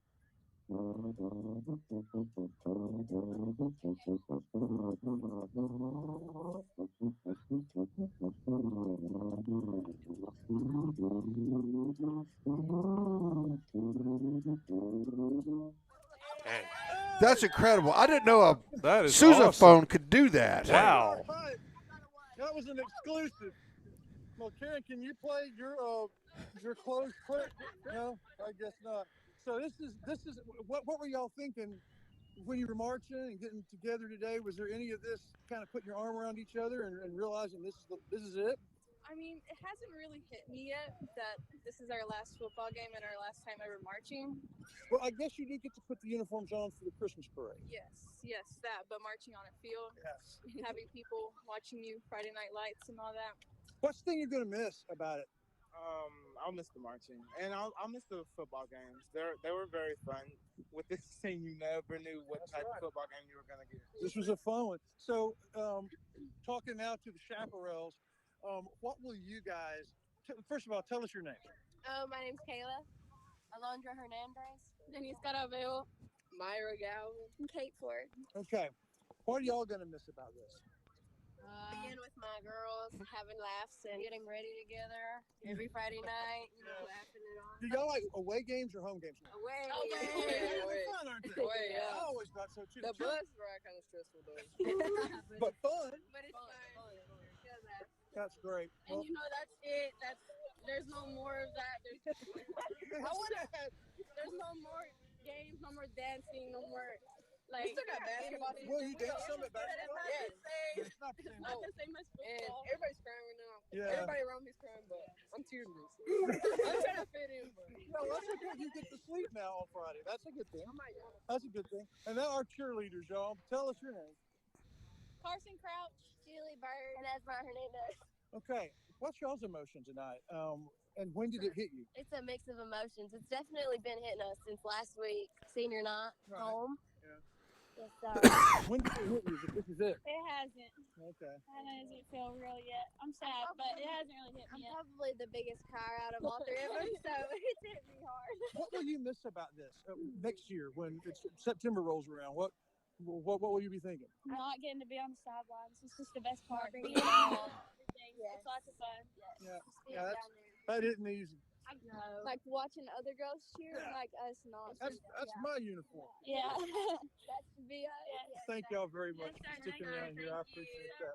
Well, Coach, we just had the senior roundtable where everybody, the Friday night lights just are going to turn off on them, and that's the way it is for this group. And I know that you were having some good moments with your senior athletes, and I know those are private, but that's got to be one of the perks to this job. It is. I mean, the things that we get to accomplish with our kids is just, athletics is a vehicle to a lot better things. Yes. And you get that, and that's what you're about. And that's part of the reason that Gilmer got to be as good as they were is because they were putting together a family, right? Absolutely. And our seniors have laid a foundation that is very sturdy. And so we just got to continue to now start building the walls and get the frame ready and just continue to build on that foundation. And, they've done a great job over the last 3 years doing what's asked of them and putting in the time. And, it's a tough night, but it's also, in the end, it is rewarding. And, proud of them for what they've accomplished and just doing what's asked of them. Tonight, there's no quit in this group, was there? It wasn't, and that's what I told them at half. I thought our body language going in at halftime was not very good. And I understand the situation, but like we've talked all year long, like the scoreboard has never been anything we've worried about. And so, I went in there and said, hey, let's just go get on the bus. And they looked at me like I was crazy. And I said, if we're just gonna be like this, then we might as well go home and save everybody some time. And so your quarterback playing special teams. That's right. Took you at your turn and ran 98. Pretty awesome. Favorite player of the year. Cash is an unbelievable competitor. If that doesn't show you the type of kid he is, then we're not on the same planet. So I was proud of them for the way they responded. We came out in the second half and played well. Scored in special teams, scored in offense, got stops. Doesn't make the defeat any easier for them, but I think it does show what we're about and what our kids truly are and what we have going. So do you get to sleep a little later in the morning? No. It's like this week. We've been rolling with the freshmen still at 7 in the morning. So they're in off season and we're working, and it's a year-round thing, man. We've got. But maybe on Monday you can just start at 7:30. No, I might bomb it to 7:15. That'd be all right. I hope you do. We got big things ahead of us, and we're going to continue the journey and continue the path and give our community something to be proud of. Oh, well, we are proud of it, and the broadcast team. We're going to spend some time here in the next few minutes talking about how proud we've been of it, how much we've enjoyed it. You won't get to hear that, but no, that's what we'll be talking about. Well, thank you, and I can't thank y'all enough for the time that y'all put in and what you bring to the program as well. So, well, thank you, Coach. Yes, sir. Have a good trip back. Thank you. That's about as good as it gets, fellas. That needs to be nominated for an award. Everybody involved, such class here on a difficult night. All right, folks, that's Chris Wallington. We will take a break, and when we come back, we will have more of our our Wiggins Family Farms postgame show right after this. What sort of thing do you expect from a good coach like Rick Meeks? To prepare you, to make you ready for the game, to make sure that the good times outnumber the bad times, but that when bad times come, you can weather the storm. What do you expect from a good financial planner? Well, much the same thing, so that your family and you get across the finish line on top of the world. That's why JBA Financial sponsors our Coach Talk with Rick Meeks. JBA Financial and Rough Rider Football. Wiggins Farms. You know, they call them the watermelon family, but the product from their farm when the melon's just a baby, all the way through to the harvest to your table. It's the juiciest, best melons available. Wiggins Farms, hat not included. Center Motor Company. From whatever angle you look at it, you see Ford. Ford trucks, SUVs like the Bronco, and iconic cars like the Mustang. A legacy managed by Kevin Jones and created by Ray Jones. Center Motor Company on Hurst Street in Center. Welcome back to the Wiggins postgame show, and we turn things over to Keaton Watlington for our final batter scoreboard. I'm Batter's Boy with the Batters Law Firm Scoreboard. This is going to be my last chance to do that this year for the Center Rough Riders, so I'll try to do my best to make it count. Let's start with the games that were in our district. The Van Vandals versus the Spring Hill Panthers. That game's going to end with a final score of 63-34 in favor of the Van Vandals. The Rusk Eagles scored 7 points, and Pleasant Grove, they beat them 61-7. That's their final score right there. The Tenaha Tigers versus the Whole Diaceta Bobcats, final score 52-12 in favor of Tenaha. They will be moving on. The Timpson Bears beat the Corrigan Camden Bulldogs 68-7, and they will be moving on as well. And the final score here, the Gilmer Buckeyes versus the Center Rough Riders, 69-42 in favor of the Gilmer Buckeyes. Thanks so much for having me this year, guys. I'll be back next year, but this has been Batter's Boy. Thank you very much, Keith. Appreciate that. Final score here, 69-42, as the Buckeyes defeated the Riders in this by-district contest. And we thank Batter's Boy Keaton Watlington and Batters for that batter scoreboard. We'll hear from them, and we'll come back in just a moment. Postgame show brought to you in part by Center Tire Company. Keep your car on the road. By Rough Rider Oil and Lube and Bob's Pawn Shop. Backing the riders all the way. And Shelby Veterinary Associates, because your pet is part of your family.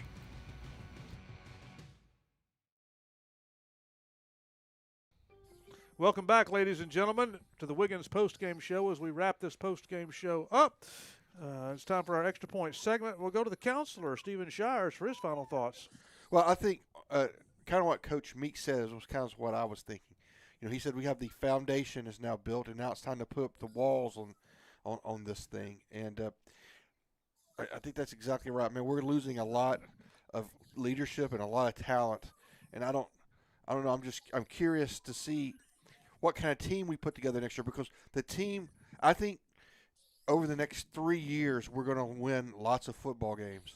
But I'm curious to see, because next year is going to be a testament to the program itself, because we're losing a lot of guys, our main contributors. So who's going to step up and who's going to be ready to go? I mean, who's going to be quarterback? Remember, I put Coach Meeks on the spot, asked him, you know, is it Belling going to be quarterback, or are we going to go somewhere else next year? You know, with losing Cash, but you know, over years, I mean, we lost Octavius. He played for college football. We lost Jatarius, who went and played college football. We lost our other Evans, Marmar. Marmar, yeah. Right, and you go, well, how do you replace him? We lost Red. Man, we're never going to have a running back like Red again. And then all of a sudden, boom, we get Dixon. And before Red, we're like, we're not going to have another running back like this running back or that running back. And so the guys are coming, and so that's what I'm looking forward to, because like we talked about, I've said many times, I think Rick Meeks is the right guy. He came back to center. He knew what we have and what we are, and he's willing to build this thing. And I think we're off to a really good start. I agree, and you pretty much, that's my final thoughts as well. In addition, I'm looking forward to more playoff football with county teams, but we aren't parking the bus quite yet, but it's just not the same when it's not the Rough Riders. It's just the ones that we come up with the whole season, and I will miss them and look forward to next year. We're gonna coming soon. I was gonna say we're gonna have some football in the NFHS, and we may pull some over to our site. But yeah, it'll be basketball before we know it. I'm gonna tell you one thing: the Rough Riders are gonna be championship material in basketball because we're fixing to see Cash Cross probably at in my opinion, his best sport. Yeah, he's incredible. Well, hey, Rob, Counselor, and Keaton and Scarlett and I just thank you for coming. It's just so much better when you're here. I know it wasn't a win. I'm really surprised. I thought you would be the difference. Yeah. I thought Rob on the call would be the difference in the game. It didn't work out, but thanks for being here, man. Well, thank you for having me, and that does it for the Wiggins Farms post-game show. We'd like to thank our pregame, halftime, and post-game guests, Coach Meeks, the senior cheerleaders, Lance Wilburn, Whitley Youngblood, and a walking virus. We congratulate our Center Motor Company players of the game. They're seniors for their team tonight. Congratulations to our twirlers who earned several gold medals Wednesday at their contest. And Tuesday night, you have Chris and Steven at 7 o'clock on NetSN Live from the pizzeria for the Rick Meeks Show, brought to you by Sabine State Bank. Tonight, final score, the Gilmer Buckeyes 69, the Center Rough Riders 42.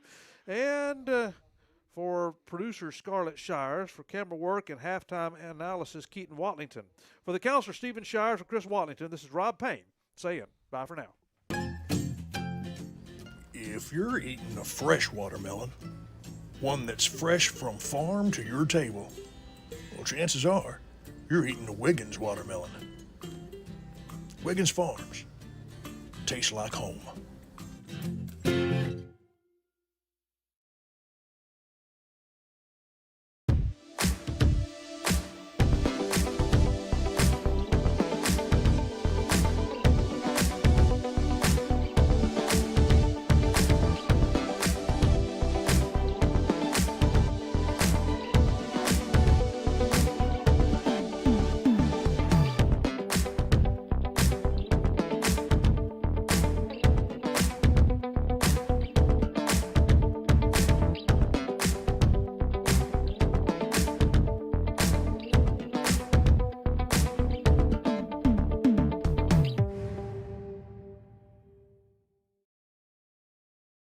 Three-point shot. It's good. Takes